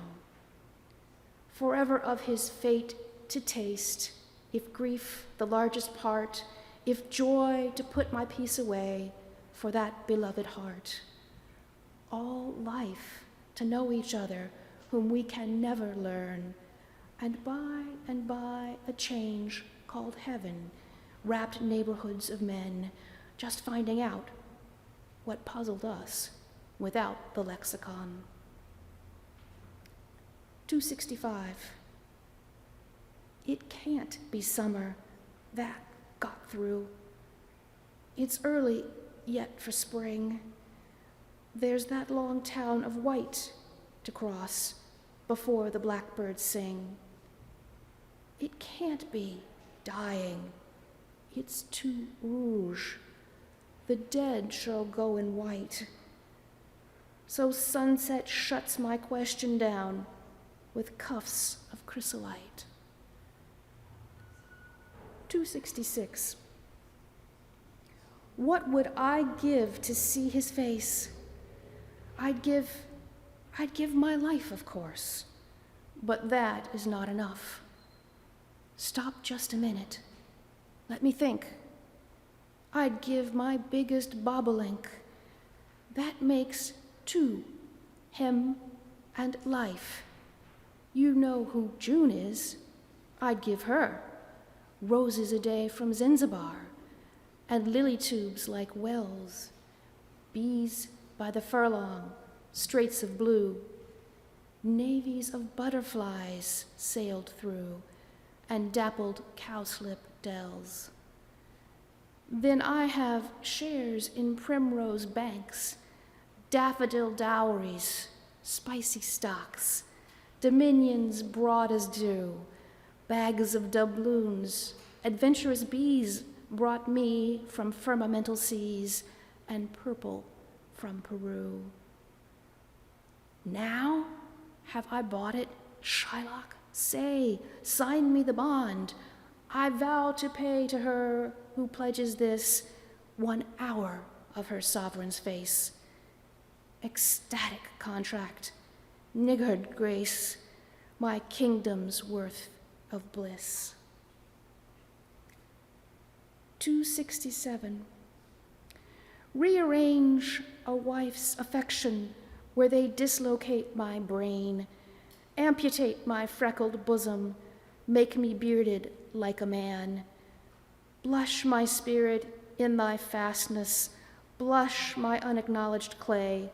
7 years of troth have taught thee more than wifehood ever may. Love that's never leaped its socket, trust entrenched in narrow pain, constancy through fire awarded, anguish bare of anodyne. Burden borne so far triumphant, none suspect me of the crown. For I wear the thorns till sunset, then my diadem put on. Big my secret, but it's bandaged. It will never get away, till the day its weary keeper leads it through the grave to thee. 268. Why do they shut me out of heaven? Did I sing too loud? But I can say a little minor, timid as a bird. Wouldn't the angels try me just once more, just see if I troubled them, but don't shut the door? Oh, if I were the gentleman in the white robe, and they were the little hand that knocked, could I forbid? 269. Wild nights, were I with thee, wild nights should be our luxury. Futile the winds to a heart in port, done with the compass, done with the chart, rowing in Eden, the sea, might I but moor tonight in thee. 270. I shall keep singing. Birds will pass me on their way to yellower climes, each with a robin's expectation. I with my red breast and my rhymes. Late when I take my place in summer, but I shall bring a fuller tune. Vespers are sweeter than matins, Signor, morning only the seed of noon. Thanks.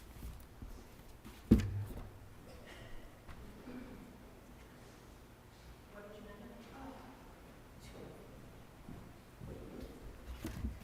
271 is where you started. Thank you. Kim Roberts. 271. Over the fence, strawberries grow. Over the fence, I could climb if I tried. I know berries are nice. But if I stained my apron, God would certainly scold. Oh dear. I guess if he were a boy, he'd climb if he could. And now we're starting on the poems of 1862. 272. Would you like summer? Taste of ours. Spices? Buy here. Ill, we have berries for the parching. Weary, furloughs of down. Perplexed, estates of violet. Trouble ne'er looked on. Captive, we bring reprieve of roses. Fainting, flasks of air. Even for death, a fairy medicine. But which is it, sir? 273. Perhaps you think me stooping. I'm not ashamed of that. Christ stooped when he touched the grave. Do those at sacrament commemorate dishonor or love annealed of love until it bend as low as death, re-dignified above? 274. Again, his voice is at the door. I feel the old degree. I hear him ask the servant for such an one as me. I take a flower as I go, my face to justify. He never saw me in this life. I might surprise his eye. I cross the hall with mingled steps. I, silent, pass the door. I look on all this world contains, just his face, nothing more. We talk in careless and in toss, a kind of plummet strain, each sounding shyly just how deep the other ones had been. We walk, I leave my dog at home. A tender, thoughtful moon goes with us just a little way, and then we are alone. Alone, if angels are alone, first time they try the sky. Alone, if those veiled faces be, we cannot count on high.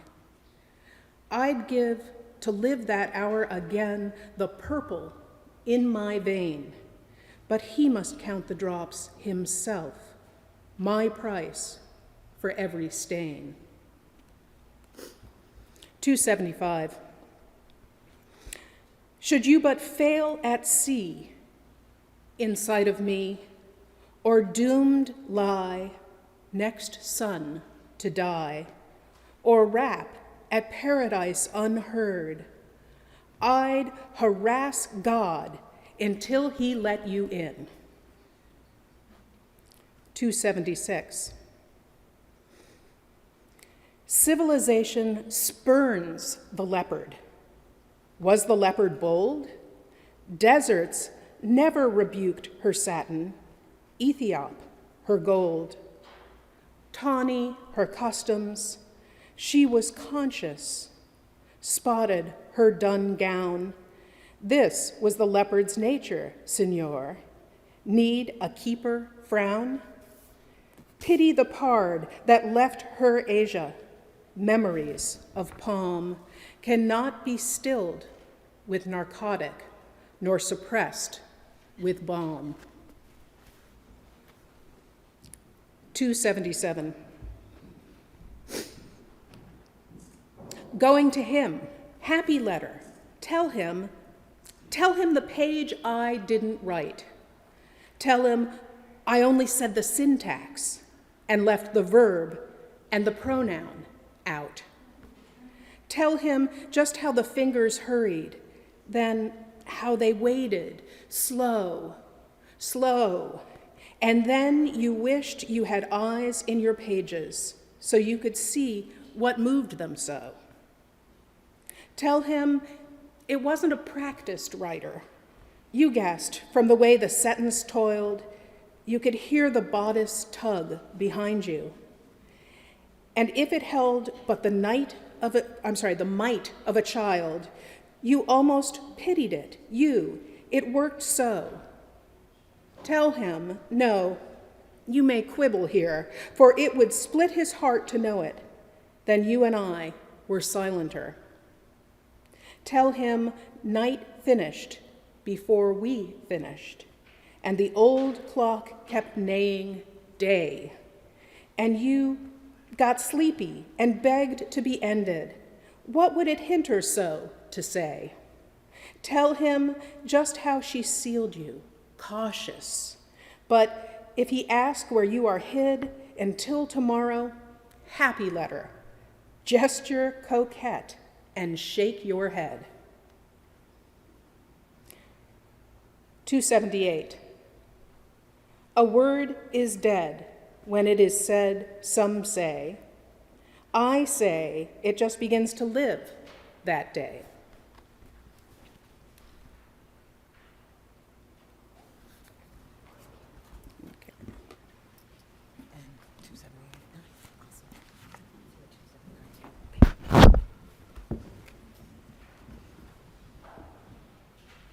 Gina Sangster.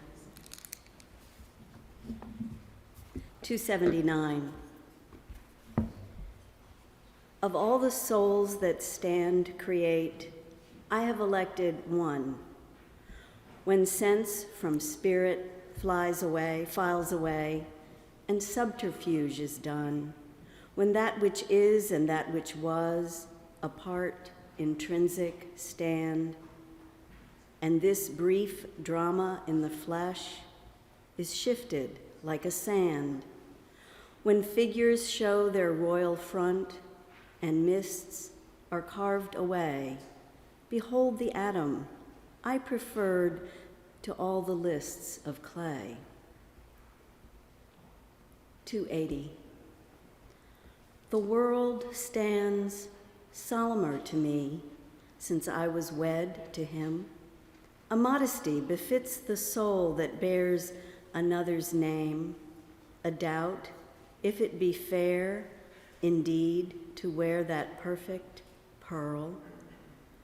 The man upon the woman binds, to clasp her soul for all, a prayer that it more angel prove, a whiter gift within, to that munificence that chose so unadorned a queen, a gratitude that such be true, it had esteemed the dream too beautiful for shape to prove or posture to redeem.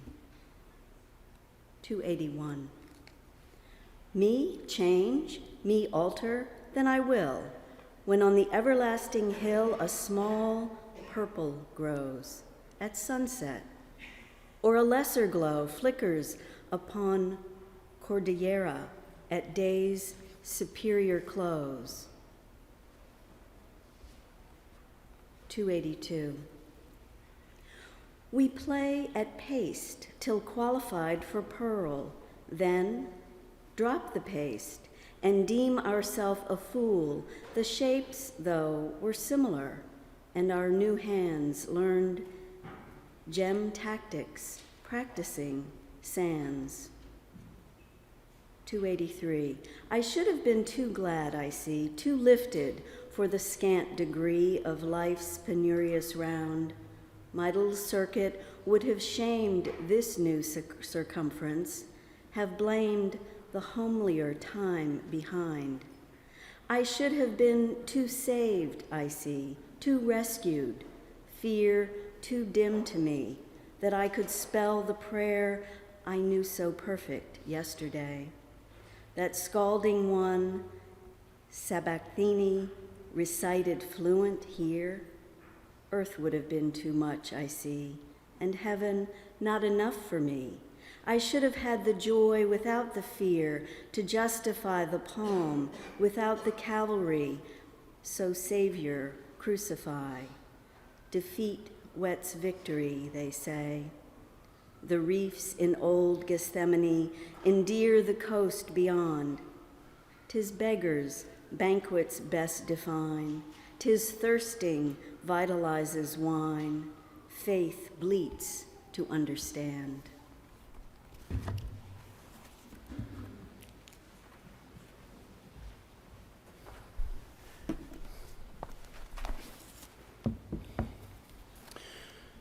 Dan Vera, 284. The zeros taught us phosphorus. We learned to like the fire by handling glaciers. When a boy and tinder guessed by power of opposite to equal aught, eclipses, suns imply paralysis, our primer dumb unto vitality. 285. The love a life can show below is but a filament, I know, of that diviner thing that faints upon the face of noon and smites the tinder in the sun and hinders Gabriel's wing.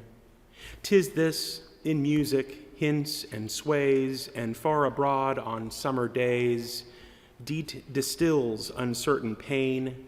'Tis this enamors in the east and tints the transit in the west with harrowing iodine. 'Tis this invites, appalls, endows, flits, glimmers, proves, dissolves, returns, suggests, convicts, enchants, then flings in paradise. 286. Dropped into the ether acre, wearing the sod gown, bonnet of everlasting laces, brooch frozen on, horses of blonde and coach of silver, baggage a strapped pearl, journey of down and whip of diamond, riding to meet the earl. 287. While it is alive, until death touches it, while it and I lap one air, dwell in one blood, under one sacrament, show me division can split or pair. Love is like life, merely longer. Love is like death during the grave. Love is the fellow of the resurrection, scooping up the dust and chanting, live. 288. My first well day since many ill, I asked to go abroad and take the sunshine in my hands and see the things in pod. A blossom just, when I went in to take my chance with pain, uncertain if myself or he should prove the strongest one. The summer deepened while we strove. She put some flowers away and redder checked ones in their stead. A fond, elusive way to cheat herself. It seemed she tried, as if before a child, to fade. Tomorrow, rainbows held the sepulchre, could hide. She dealt a fashion to the nut. She tied the hoods to seeds. She dropped bright scraps of tint about and left Brazilian threads. On every shoulder that she met, then both her hands of haze put up to hide her parting grace from our unfitted eyes. My loss by sickness, was it loss or that ethereal gain one earns by measuring the grave, then measuring the sun? 289.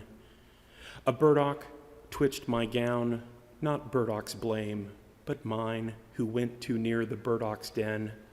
A bog affronts my shoe. What else have bogs to do?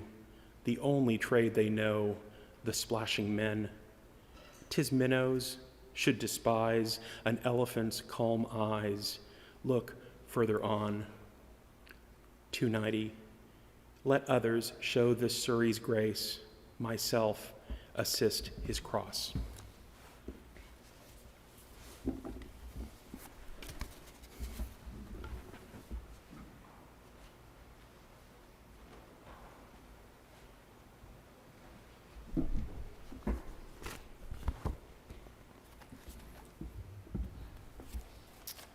Victor Cancino.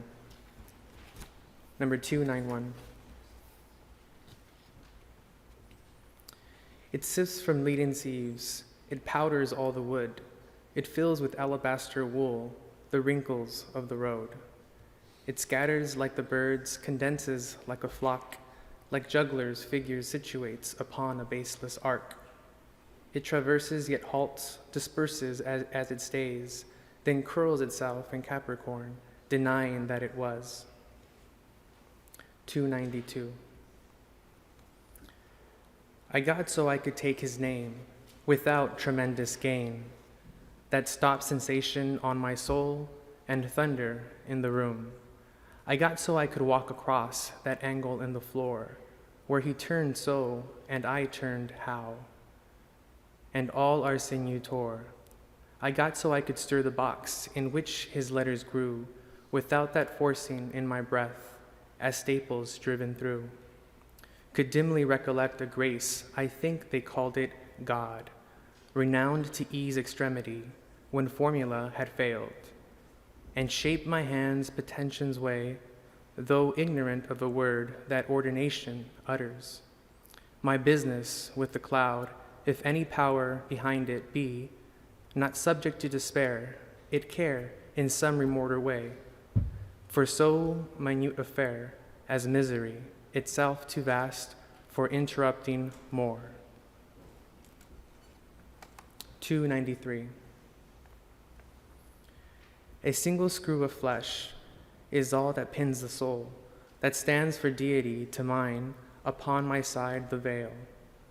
Once witnessed of the gods, its name is put away, as far from mine as if no plight had printed yesterday. In tender, solemn alphabet, my eyes just turned to see, when it was smuggled by my sight into eternity. More hands to hold, these are but two.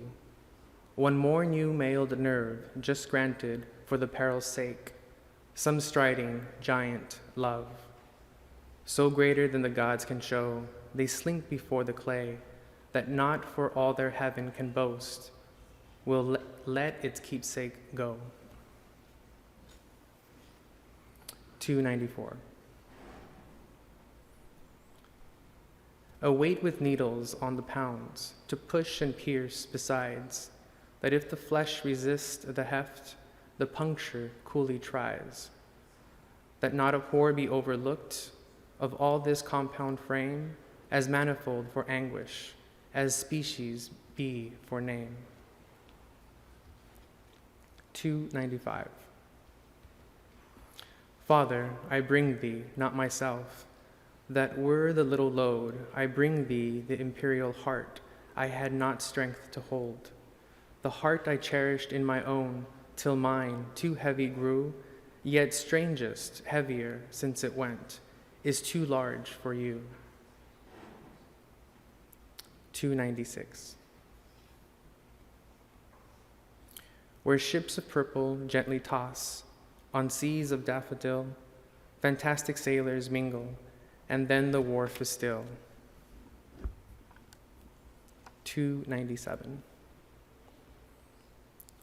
This is the land the sunset washes. These are the banks of the yellow sea. Where it rose or whither it rushes, these are the western mystery. Night after night, her purple traffic strews the landing with opal bales. Merchantmen poise upon horizons, dip and vanish like orioles. 298. The doomed regard the sunshine with different delight, because when next it burns abroad, they doubt to witness it. The man, to die tomorrow, harks for the meadow bird, because its music stirs the axe that clamors for his head. Joyful to whom the sunrise precedes enamored day, joyful for whom the meadow bird has aught but elegy. 299. Did we disobey him just one time? Charged us to forget him, but we couldn't learn. Were himself such a deuce, what would we do? Love the dual lad best, or wouldn't you?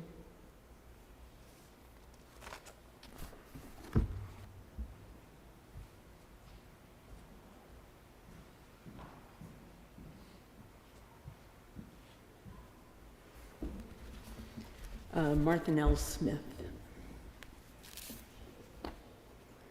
Unto like story, trouble has enticed me.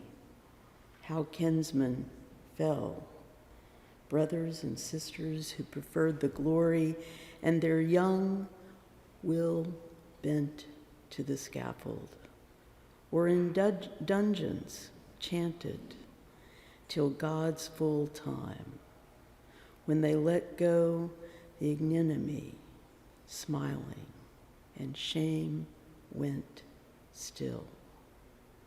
Unto guest crest my moaning fancy leads me, worn fair by heads rejected in the lower country of honors there. Such spirit makes her perpetual mention that I, grown bold, step martial at my crucifixion as trumpets rolled.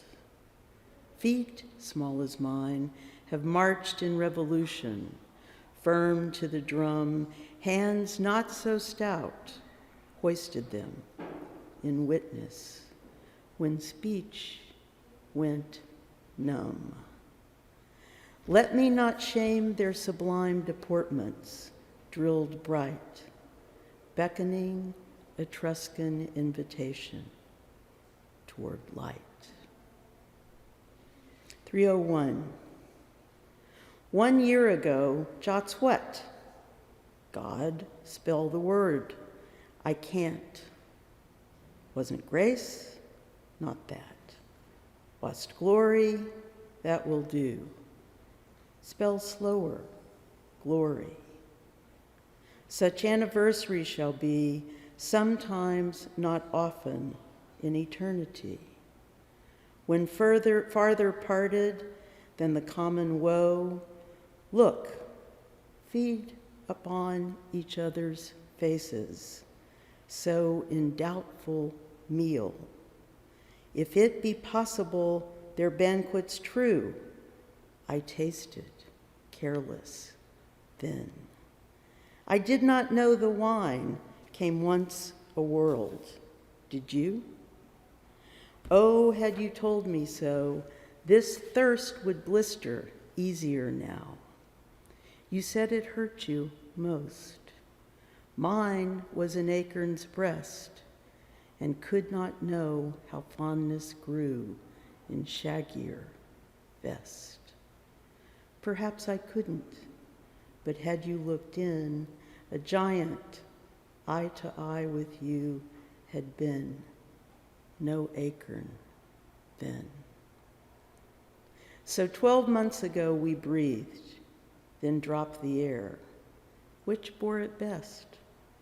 Was this the patientest, because it was a child, you know, and could not value air?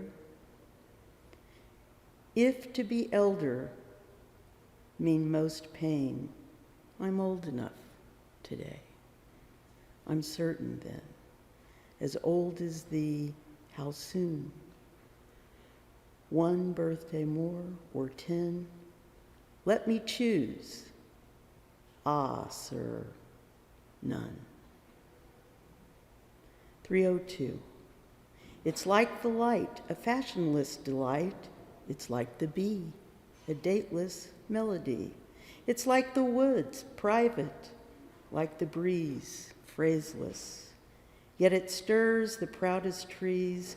It's like the morning, best when it's done, and the everlasting clocks chime noon.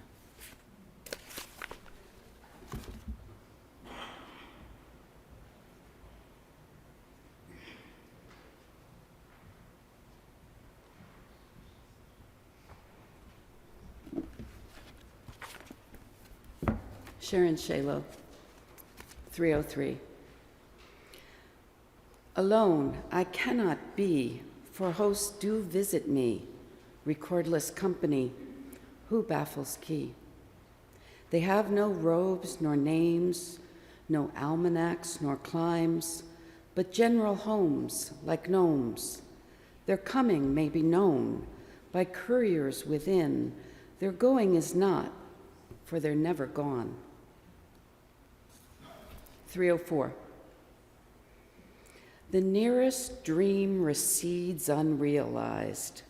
The heaven we chase, like the June bee before the schoolboy invites the race, stoops to an easy clover, dips, evades, teases, deploys, then to the royal clouds lifts his light pinnace, heedless of the boy, staring bewildered at the mocking sky. Homesick for steadfast honey, ah, the bee flies not that brews that rare variety. 305. What if I say I shall not wait? What if I burst the fleshly gate and pass escaped to thee? What if I file this mortal off, see where it hurts me? That's enough, and wade in liberty. They cannot take me anymore. Dungeons can call and guns implore, unmeaning now to me. As laughter was an hour ago, or laces, or a traveling show, or who died yesterday. 306. A shady friend for torrid days is easier to find than one of higher temperature for frigid hour of mind. The vein a little to the east scares muslin souls away if broadcloth hearts are firmer than those of organdy. Who is to blame? The weaver? Ah, the bewildering thread, the tapestries of paradise so notelessly are made. 307. A solemn thing it was, I said, a woman, white, to be, and where, if God should count me fit, her blameless mystery, a hallowed thing to drop a life into the purple well, too plummetless that it return eternity, until I pondered how the bliss would look, and would it feel as big when I could take it in my hand as hovering, seen through fog? And then the size of this small life, the sages call it small, swelled like horizons in my vest, and I sneered softly, small. 308. I breathed enough to take the trick, and now removed from air, I simulate the breath so well that one, to be quite sure the lungs are stirless, must descend among the cunning cells and touch the pantomime himself. How numb the bellows feels. 309. Kill your balm. Its odors bless you. Bear your jessamine to the storm, and she will fling her maddest perfume, haply your summer night to charm. Stab the bird that built in your bosom. Oh, could you catch her last refrain? Bubble, forgive, some better. Bubble, carol for him when I am gone. 310.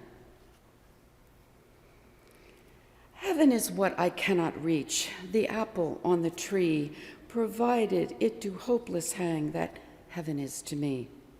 The color on the cruising cloud, the interdicted land, behind the hill, the house behind, there paradise is found. Her teasing purples, afternoon, the credulous decoy, enamored of the conjurer that spurned us yesterday.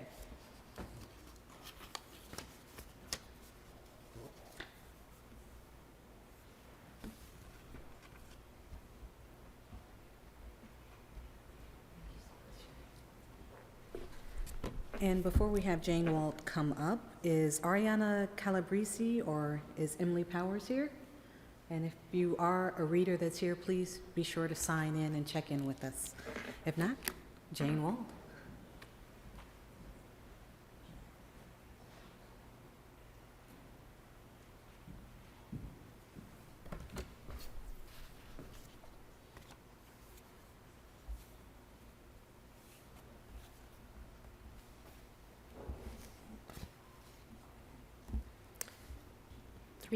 Jane Wald, 313. Thank you. 311. I know some lonely houses off the road a Robert liked the look of, wooden barred and windows hanging low, inviting to a portico where two could creep. One hand the tools, the other peep, to make sure all's asleep. Old-fashioned eyes, not easy to surprise. How orderly the kitchen'd look by night, with just a clock, but they could gag the tick, and mice won't bark, and so the walls don't tell, none will. A pair of spectacles ajar just stir, an almanac's aware. Was it the mat winked, or a nervous star? The moon slides down the stair to see who's there. There's plunder where tankard or spoon, earring or stone, a watch, some ancient brooch to match the grandmama stayed sleeping there. Day rattles too, stealth's slow.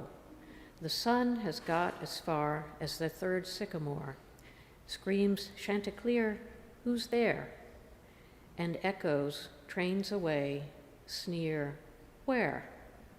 While the old couple, just astir, fancy the sunrise left the door ajar. 312. I can wade grief, whole pools of it, I'm used to that. But the least push of joy breaks up my feet, and I tip drunken. Let no pebble smile, 'twas the new liquor, that was all. Power is only pain, stranded through discipline, till weights will hang, give balm to giants, and they'll wilt like men. Give Himalay, they'll carry him. 3:13. You see, I cannot see your lifetime. I must guess how many times it ache for me today, confess. How many times for my far sake the brave eyes film. But I guess guessing hurts, mine gets so dim. Too vague the face, my own, so patient covets. Too far the strength my timidness enfolds, haunting the heart like her translated faces, teasing the want it only can suffice.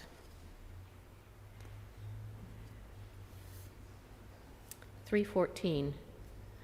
Hope is the thing with feathers that perches in the soul and sings the tune without the words and never stops at all. And sweetest in the gale is heard, and sore must be the storm that could abash the little bird that kept so many warm. I've heard it in the chillest land and on the strangest sea, yet never in extremity it asked a crumb of me. 3:15. To die takes just a little while. They say it doesn't hurt. It's only fainter by degrees, and then it's out of sight. A darker ribbon for a day, a crepe upon the hat, and then the pretty sunshine comes and helps us to forget. The absent mystic creature that but for love of us had gone to sleep that soundest time without the weariness. 3:16. If I'm lost now that I was found, shall still my transport be that once on me those jasper gates blazed open suddenly, that in my awkward gazing face the angels softly peered and touched me with their fleeces, almost as if they cared. I'm banished now, you know it, how foreign that can be. You'll know, sir, when the Savior's face turns so away from you.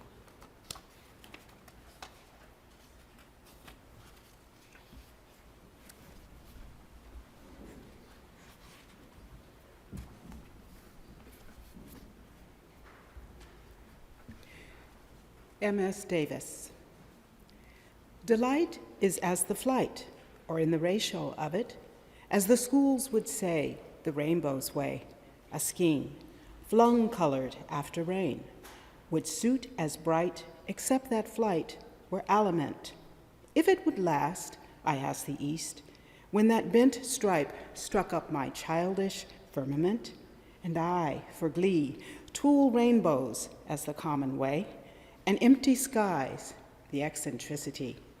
And so with lives, and so with butterflies, seen magic through the fright, that they will cheat the sight, and dour latitudes far on, some sudden morn, our portion in the fashion, done. 3:18. She sweeps with many-colored brooms and leaves the shreds behind. O housewife in the evening west, come back and dust the pond. You dropped a purple raveling in, you dropped an amber thread, and now you've littered all the east with duds of emerald. And still she plies her spotted thrift, and still the scene prevails, till dusk obstructs the diligence, or contemplation fails. 3:19. Of bronze and blaze, the north tonight, so adequate it forms, so preconcerted with itself, so distant to alarms, an unconcern so sovereign to universe or me, infects my simple spirit with taints of majesty, till I take vaster attitudes and strut upon my stem, disdaining men and oxygen for arrogance of them. My splendors are menagerie, but their completeless show will entertain the centuries when I am long ago an island in dishonored grass, whom none but daisies know. 320. There's a certain slant of light, winter afternoons, that oppresses like the heft of cathedral tunes. Heavenly hurt it gives us. We can find no scar, but internal difference where the meanings are. None may teach it any, 'tis the sealed despair, an imperial affliction sent us of the air. When it comes, the landscape listens, shadows hold their breath. When it goes, 'tis like the distance, on the look of death. 321. Blazing in gold and quenching in purple, leaping like leopards to the sky, then at the feet of the old horizon, laying her spotted face to die. Stooping as low as the otter's window, touching the roof and tinting the barn, kissing her bonnet to the meadow, and the juggler of day is gone. 322. Good night. Which put the candle out? A jealous Zephyr? Not a doubt. Ah, friend, you little knew how long at that celestial wick the angels labored diligent, extinguished now for you. It might have been the lighthouse spark some sailor rowing in the dark had importuned to see. It might have been the waning lamp that lit the drummer from the camp to pure reveille.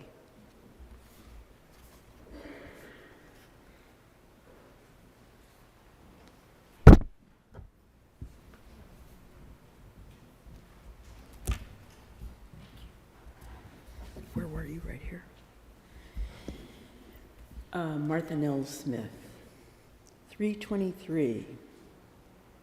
Read, sweet, how others strove, till we are stouter. What they renounced, till we are less afraid.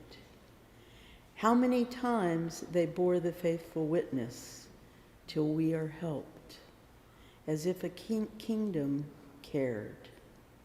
Read then of faith that shone above the faggot, clear strains of hymn the river could not drown. Brave names of men and celestial women passed out of record into renown. 324. Put up my lute. What of my music? Since the sole ear I cared to charm, passive as granite, laps my music, sobbing will suit as well as psalm. Would but the Memnon of the desert teach me the strain that vanquished him when he surrendered to the sunrise. Maybe that would awaken then. 325. There came a day at summer's full entirely for me. I thought that such were for the saints, where resurrections be. The sun as common went abroad, the flowers accustomed blew, as if no soul the solstice passed, that maketh all things new. The time was scarce profaned by speech. The symbol of a word was needless as at sacrament, the wardrobe of our Lord. Each was to each the sealed church, permitted to commune this time, lest we too awkward show at supper of the Lamb. The hours slid fast as hours will, clutched tight by greedy hands, so faces on two decks look back, bound to opposing lands. And so, when all the time had failed without external sound, each bound the other's crucifix. We gave no other bond. Sufficient troth that we shall rise, deposed at length the grave, to that new marriage justified through Calvaries of love. 326. The lonesome, for they know not what, the eastern exiles be, who strayed beyond the amber line, some madder holiday. And ever since the purple moat they strive to climb in vain, as birds that tumble from the clouds do fumble at the strain. The blessed ether taught them some transatlantic moon, when heaven was too common to miss, too sure to dote upon. 327. How the old mountains drip with sunset, how the hemlocks burn, how the dun brake is draped in cinder by the wizard sun. How the old steeples hand the scarlet till the ball is full. Have I the lip of the flamingo that I dare to tell? Then how the fire ebbs like billows, touching all the grass with a departing sapphire feature as a duchess passed. How a small dusk crawls on the village till the houses blot, and the old flambeaux no men carry glimmer on the street. How it is night in nest and kennel, and where was the wood? Just a dome of abyss is bowing into solitude. These are the visions flitted, Guido. Titian never knew. Domenichino dropped his pencil, paralyzed with gold.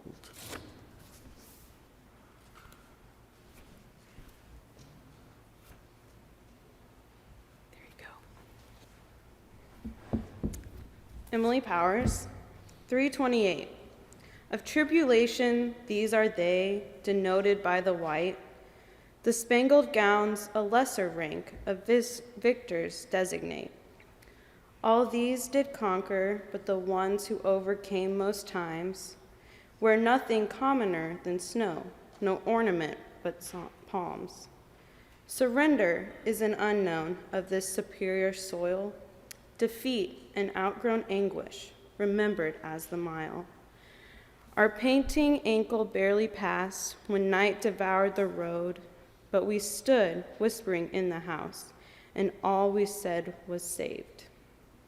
329. If your nerve deny you, go above your nerve. He can lean against the grave if you fear to swerve. That's a steady posture, never any bend, held of those brass arms, best giant made. If your soul seesaw, lift the flesh door. The poltroon wants oxygen, nothing more. 330. He put the belt around my life. I heard the buckle snap and turned away imperial, my lifetime folding up. Deliberate as a duke would do, a kingdom's title deed, henceforth a dedicated sort, a member of the cloud. Yet not too far to come at call and do the little toils that make the circuit of the rest and deal occasional smiles. To lives that stoop to notice mine and kindly ask it in, whose invitation know you not, for whom I must decline.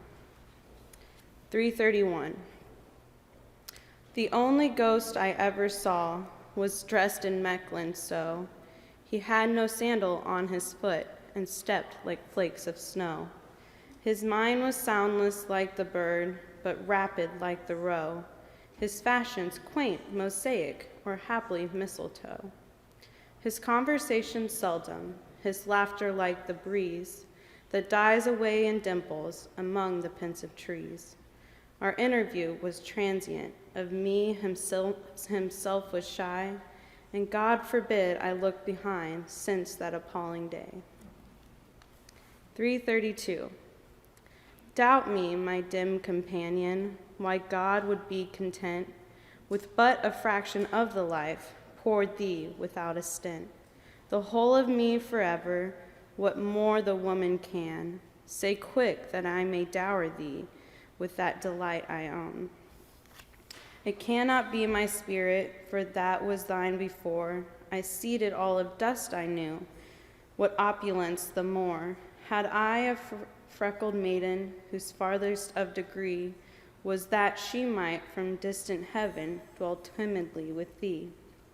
Sift her from brow to barefoot, strain till your last sunrise, drop like a tapestry away before the fire's eyes, when know her finest fondness, but hollow just the snow, and act an everlasting flake, O cavalier, for you. 333. Many a phrase has the English language, I have heard but one. Low is the laughter of the cricket, loud is the thunder's tongue. Murmuring like old Caspian choirs, till the tides a lull, saying itself in a new infliction, like a whippoorwill. Breaking in bright orthography on my simple sleep, thundering its perspective, till I stir and weep. Not for the sorrow done me, but the push of joy. Say it again, Saxon, hush, only to me.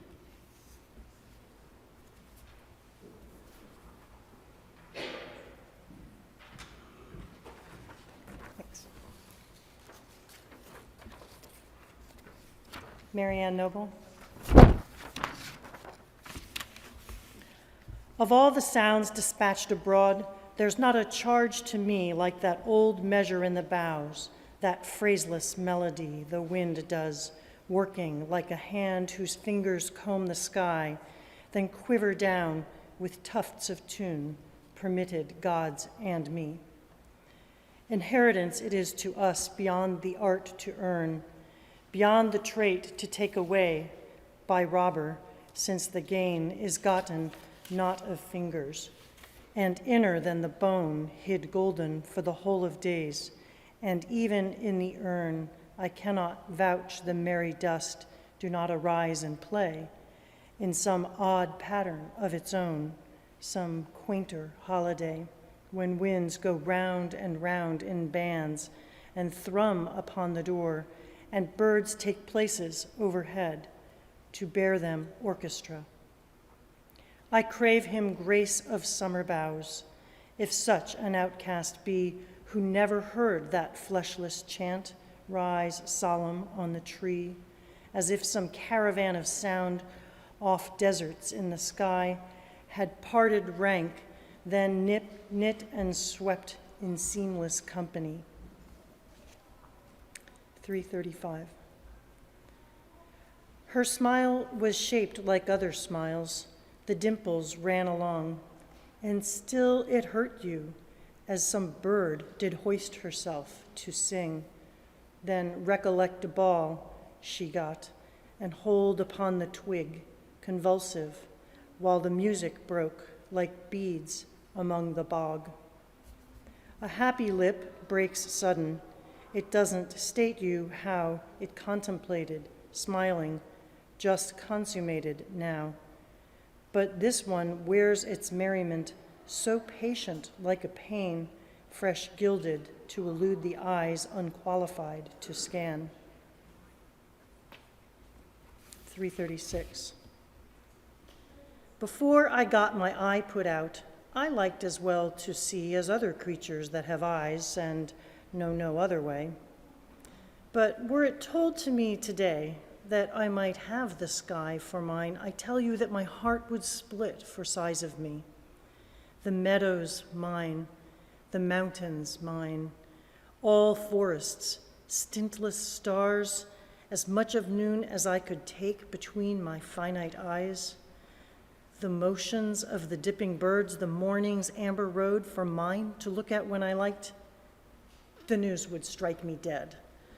So safer guess with just my soul upon the window pane where other creatures put their eyes, incautious of the sun. 337. Of nearness to her sundered things, the soul has special times, when dimness looks the oddity, distinctness easy seems. The shapes we buried dwell about, familiar in the rooms. Untarnished by the sepulchre, the moldering playmate comes in just the jacket that he wore, long buttoned in the mold, since we, old mornings, children played, divided by a world. The grave yields back her robberies. The years are pilfered things. Bright knots of apparitions salute us with their wings, as we, it were, that perished, themselves had just remained till we rejoined them, and 'twas they, and not ourself, that mourned. 338. Tie the strings to my life, Lord, then I am ready to go. Just a look at the horses, rapid, that will do. Put me in on the firmest side, so I shall never fall, for we must ride to the judgment, and it's partly downhill. But never I mind the steepest, and never I mind the sea, held fast in everlasting race by my own choice and thee. Goodbye to the life I used to live and the world I used to know, and kiss the hills for me just once. Then I am ready to go.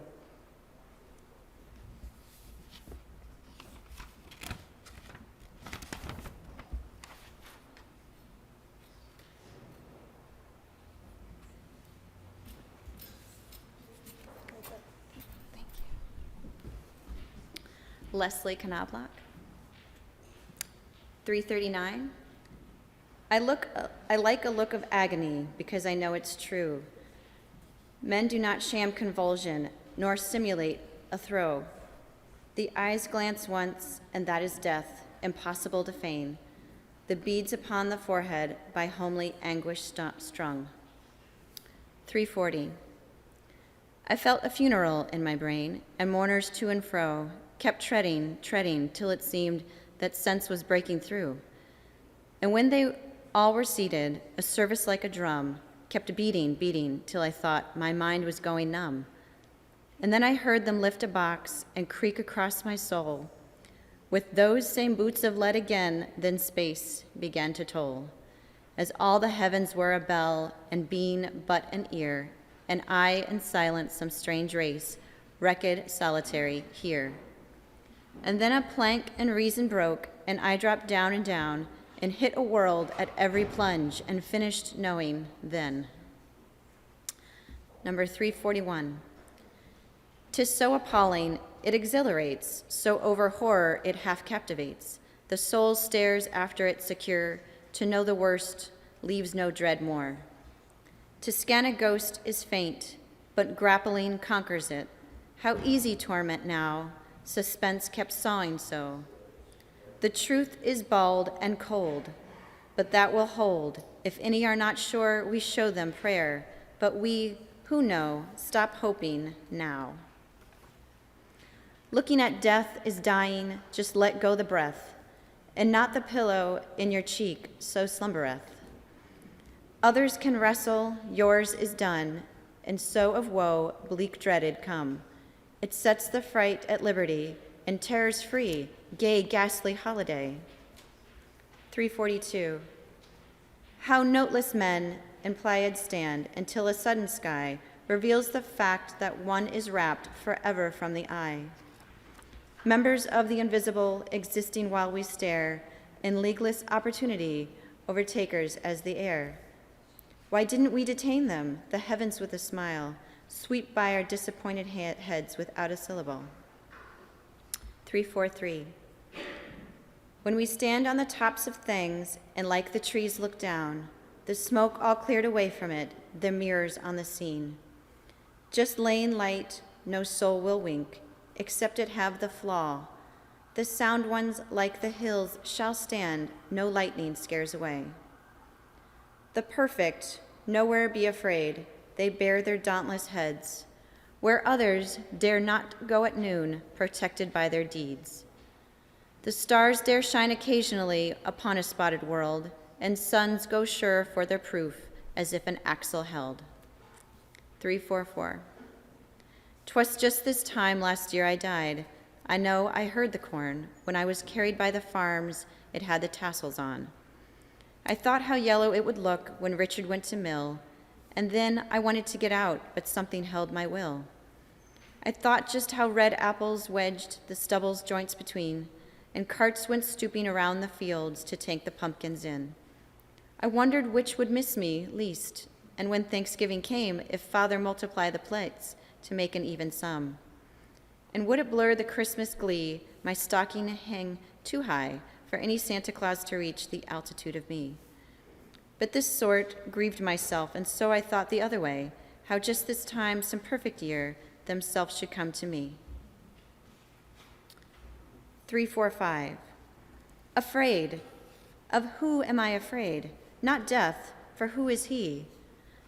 The porter of my father's lodge as much abasheth me. Of life, 'twere odd I fear a thing that comprehendeth me in one or two existences, just as the case may be.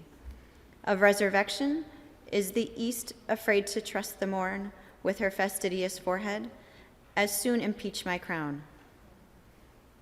346. He showed me heights I never saw. Wouldst climb, he said? I said, not so. With me, he said, with me? He showed me secrets, morning's nest, the rope the nights were put across.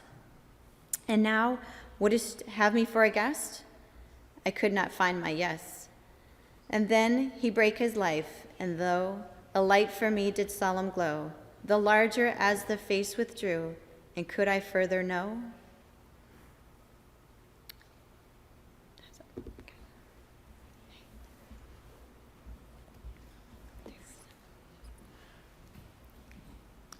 Reb Livingston. 347. I dreaded that first robin so, but he is mastered now. I'm some accustomed to him grown. He hurts a little though. I thought if I could only live till that first shout got by, not all pianos in the woods had power to mangle me. I dared not meet the daffodils, for fear their yellow gown would pierce me with a fashion so foreign to my own. I wished the grass would hurry, so when 'twas time to see, he'd be too tall, the tallest one could stretch to look at me. I could not bear the bees should come. I wished they'd stay away. In those dim countries where they go, what word had they for me? They're here, though, not a creature failed. No blossom stayed away, in gentle deference to me, the Queen of Calvary. Each one salutes me as he goes, and I, my childish plumes, lift in bereaved acknowledgement of their unthinking drums. 348. I would not paint a picture. I'd rather be the one, its bright impossibility to dwell delicious on, and wonder how the fingers feel, whose rare celestial stir evokes so sweet a torment, such sumptuous despair. I would not talk like cornets. I'd rather be the one raised softly to the ceilings and out and easy on, through villages of ether, myself an endued balloon, by but a lip of metal, the pier to my pontoon. Nor would I be a poet, its finer, own the ear, enamored, impotent, content, the license to revere, a privilege so awful. What would the dower be, had I the art to stun myself with bolts of melody?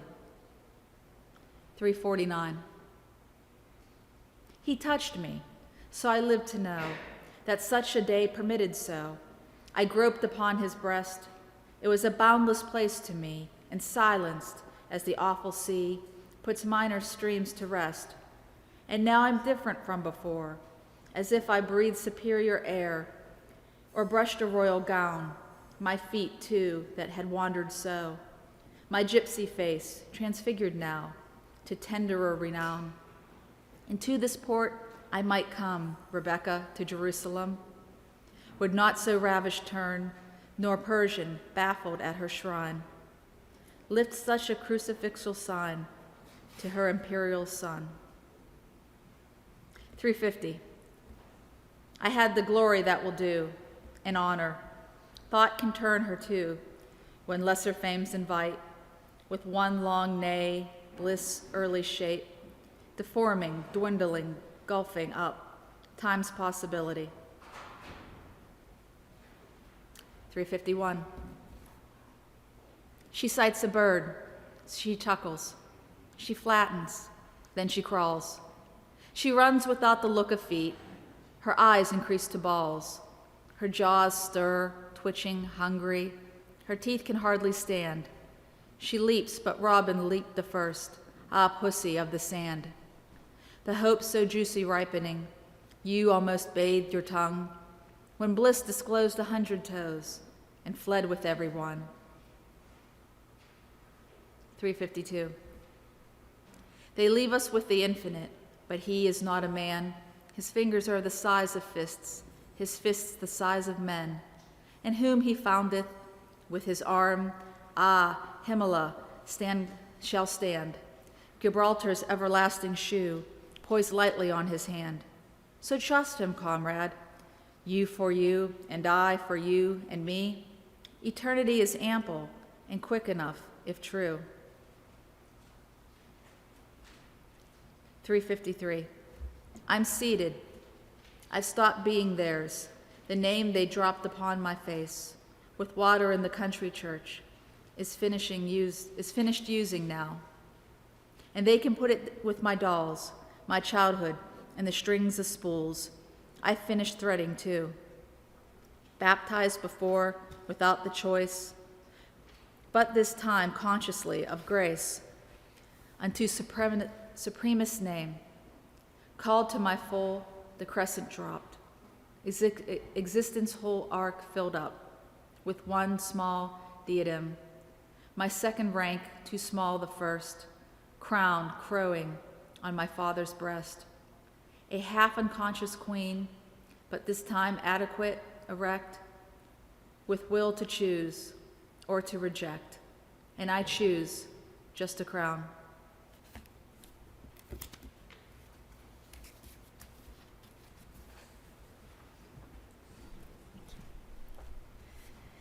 Leslie Smith, 354.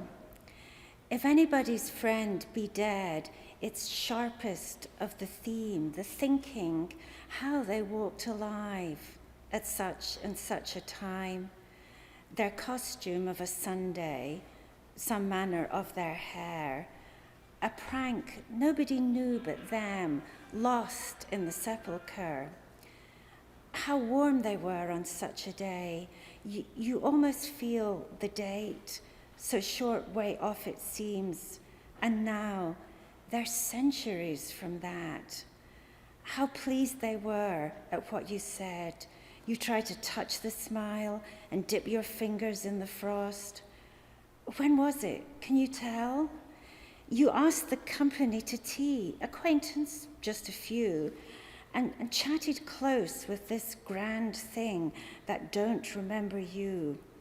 Past bows and invitations, past interview and vow, past what ourself can estimate, that makes the quick of wow. 355. It was not death, for I stood up, and all the dead lie down. It was not night, for all the bells put out their tongues for noon. It was not frost, for on my flesh I felt siroccos crawl. Nor fire, for just my marble feet could keep a chancel cool. And yet it tasted like them all, the figures I have seen set orderly for burial, reminded me of mine, as if my life were shaven and fitted to a frame, and could not breathe without a key, and 'twas like midnight some. When everything that ticked has stopped, and space stares all around, or grisly frosts, first autumn morns, repeal the beating ground, but most like chaos, stopless, cool, without a chance or spar, or even a report of land to justify despair. 356. If you were coming in the fall, I'd brush the summer by with half a smile and half a spurn, as housewives do a fly. If I could see you in a year, I'd wind the months in balls and put them each in separate drawers for fear the numbers fuse.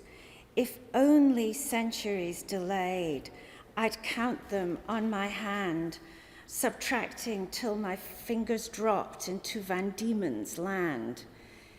If certain, when this life was out, that yours and mine should be, I'd toss it yonder like a rind and take eternity.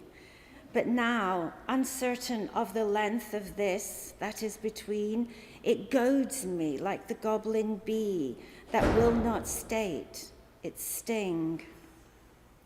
357.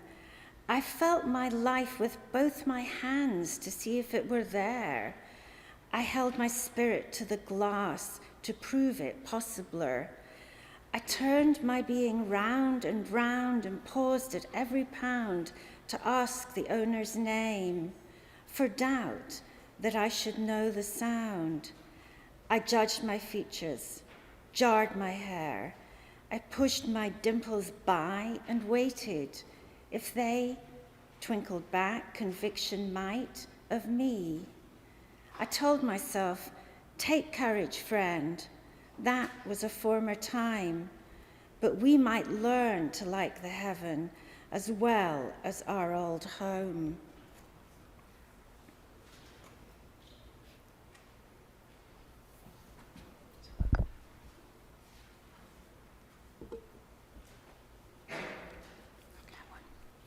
Susan Tichy, number 358.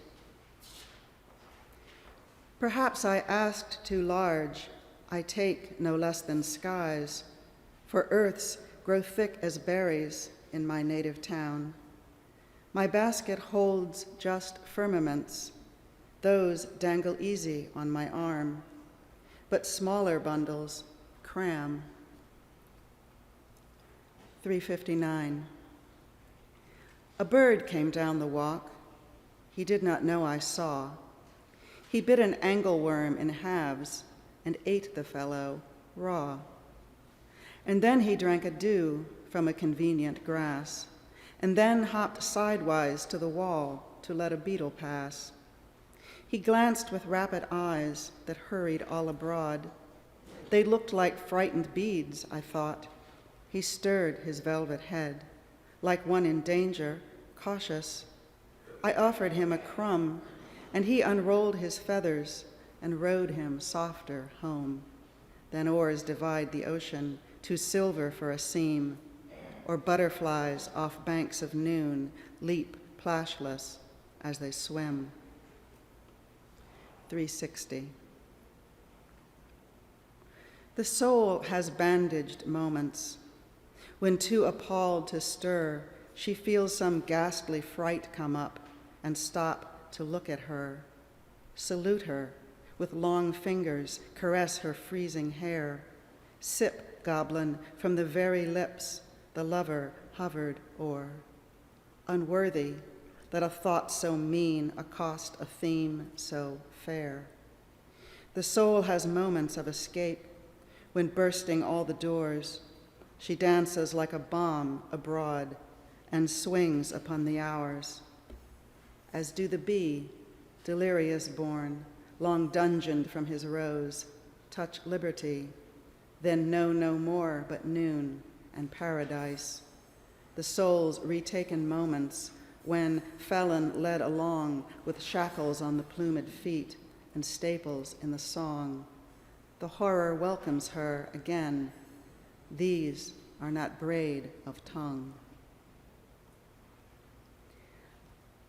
Like flowers, number 361, like flowers that heard the news of dews, but never deemed the dripping prize awaited their low brows, or bees that thought the summer's name some rumor of delirium, no summer could for them, or Arctic creatures dimly stirred by tropic hint, some traveled bird imported to the wood, or wind's bright signal to the ear, making that homely and severe, contented, known before.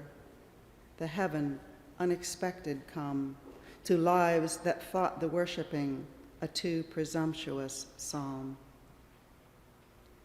362. Its thoughts and just one heart and old sunshine about make frugal ones content, and 2 or 3 for company upon a holiday, crowded as sacrament. Books, when the unit spare the tenant long enough, a picture, if it care, itself, a gallery too rare for needing more. Flowers to keep the eyes from going awkward when it snows, a bird, if they prefer, though winter fire sing clear as plover to our ear. A landscape not so great to suffocate the eye, a hill perhaps the profile of a mill turned by the wind, though such are luxuries. Its thoughts and just 2 heart and heaven about, at least a counterfeit, we would not have correct, and immortality can be almost, not quite, content. 363. I know a place where summer strives with such a practiced frost. She each year leads her daisies back, recording briefly, lost. But when the south wind stirs the pools and struggles in the lanes, her heart misgives her for her vow, and she pours soft refrains into the lap of adamant and spices and the dew that stiffens quietly to quartz upon her amber shoe.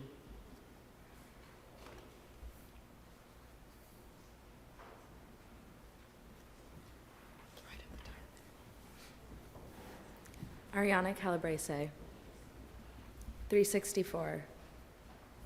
As far from pity as complaint, as cool to speech as stone, as numb to revelation as if my trade were bone, as far from time as history, as near yourself today, as children to the rainbow's scarf or sunset's yellow play, to eyelids in the sepulchre, how dumb the dancer lies, while color's revelations break and blaze the butterflies. 365. I know that he exists. Somewhere in silence, he has hid his rare life from our gross eyes. 'Tis an instant's play, 'tis a fond ambush just to make bliss earn her own surprise. But should the play prove piercing earnest, should the glee glaze in death's stiff stare, would not the fun look too expensive? Would not the jest have crawled too far? 366. He strained my faith. Did he find it supple? Shook my strong trust. Did it then yield? Hurled my belief, but did he shatter it? Racked with suspense, not a nerve failed. Wrung me with anguish, but I never doubted him, though for what wrong he did never say. Stabbed, while I sued his sweet forgiveness, Jesus, it's your little John. Don't you know me? 367. I tend my flowers for thee, bright absentee. My fuchsia's coral seams rip while the sour dreams. Geraniums tint and spot, low daisies dot. My cactus splits her beard to show her throat. Carnations tip their spice, and bees pick up a hyacinth. I hide, puts out a ruffle head, and odors fall from flasks so small you marvel how they held. Globe roses break their satin flake upon my garden floor, yet thou not there I had as leaf they bore. No crimson, more thy flower be gay, her lord away, it ill becometh me. I'll dwell in calyx, gray, how modestly alway thy daisy draped for thee. 368.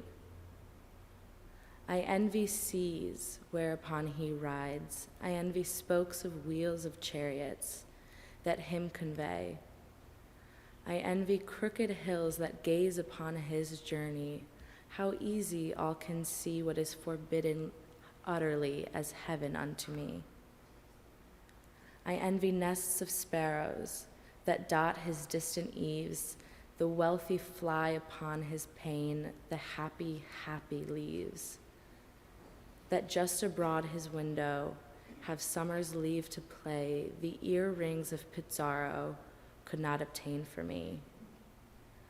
I envy light that wakes him and bells that boldly ring to tell him it is noon abroad. Myself be noon to him, yet interdict my blossom and abrogate my bee, lest noon and everlasting light drop Gabriel and me.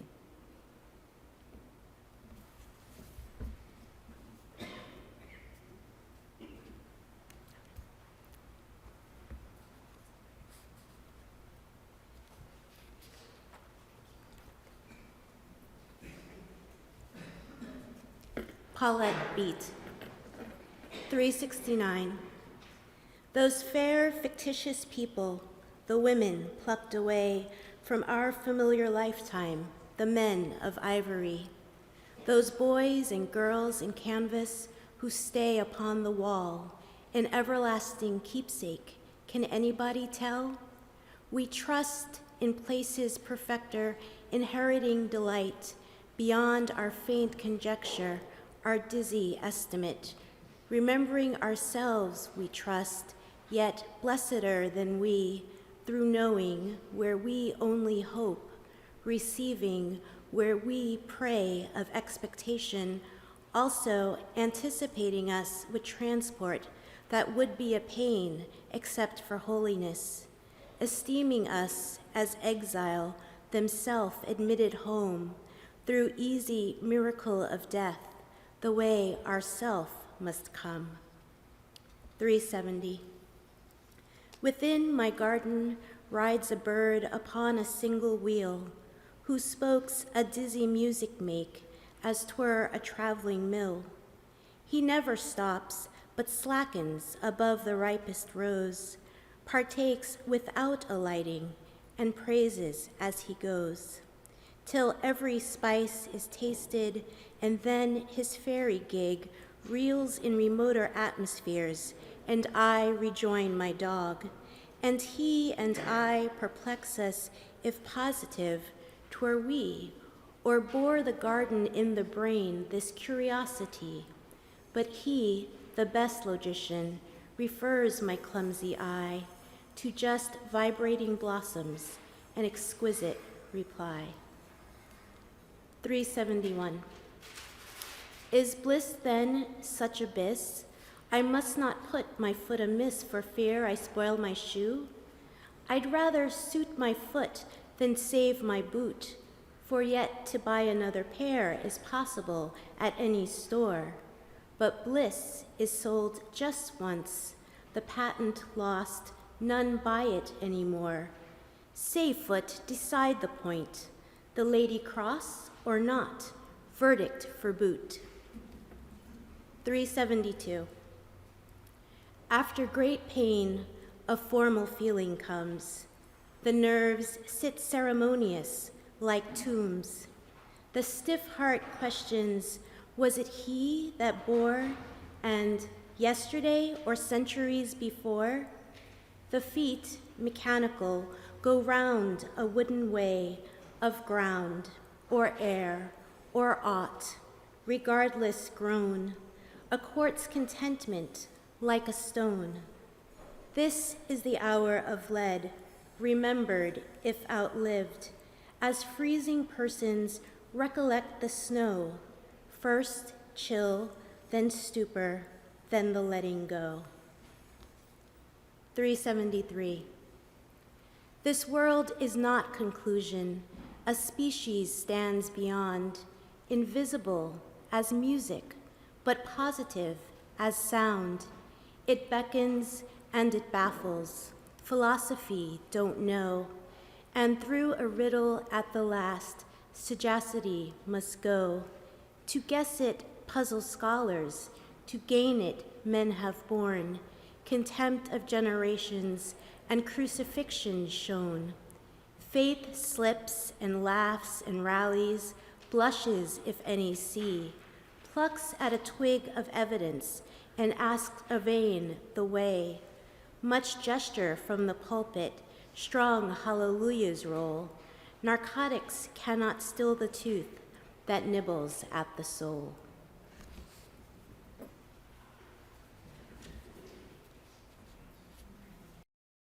This has been a presentation of the Library of Congress. Visit us at loc.gov.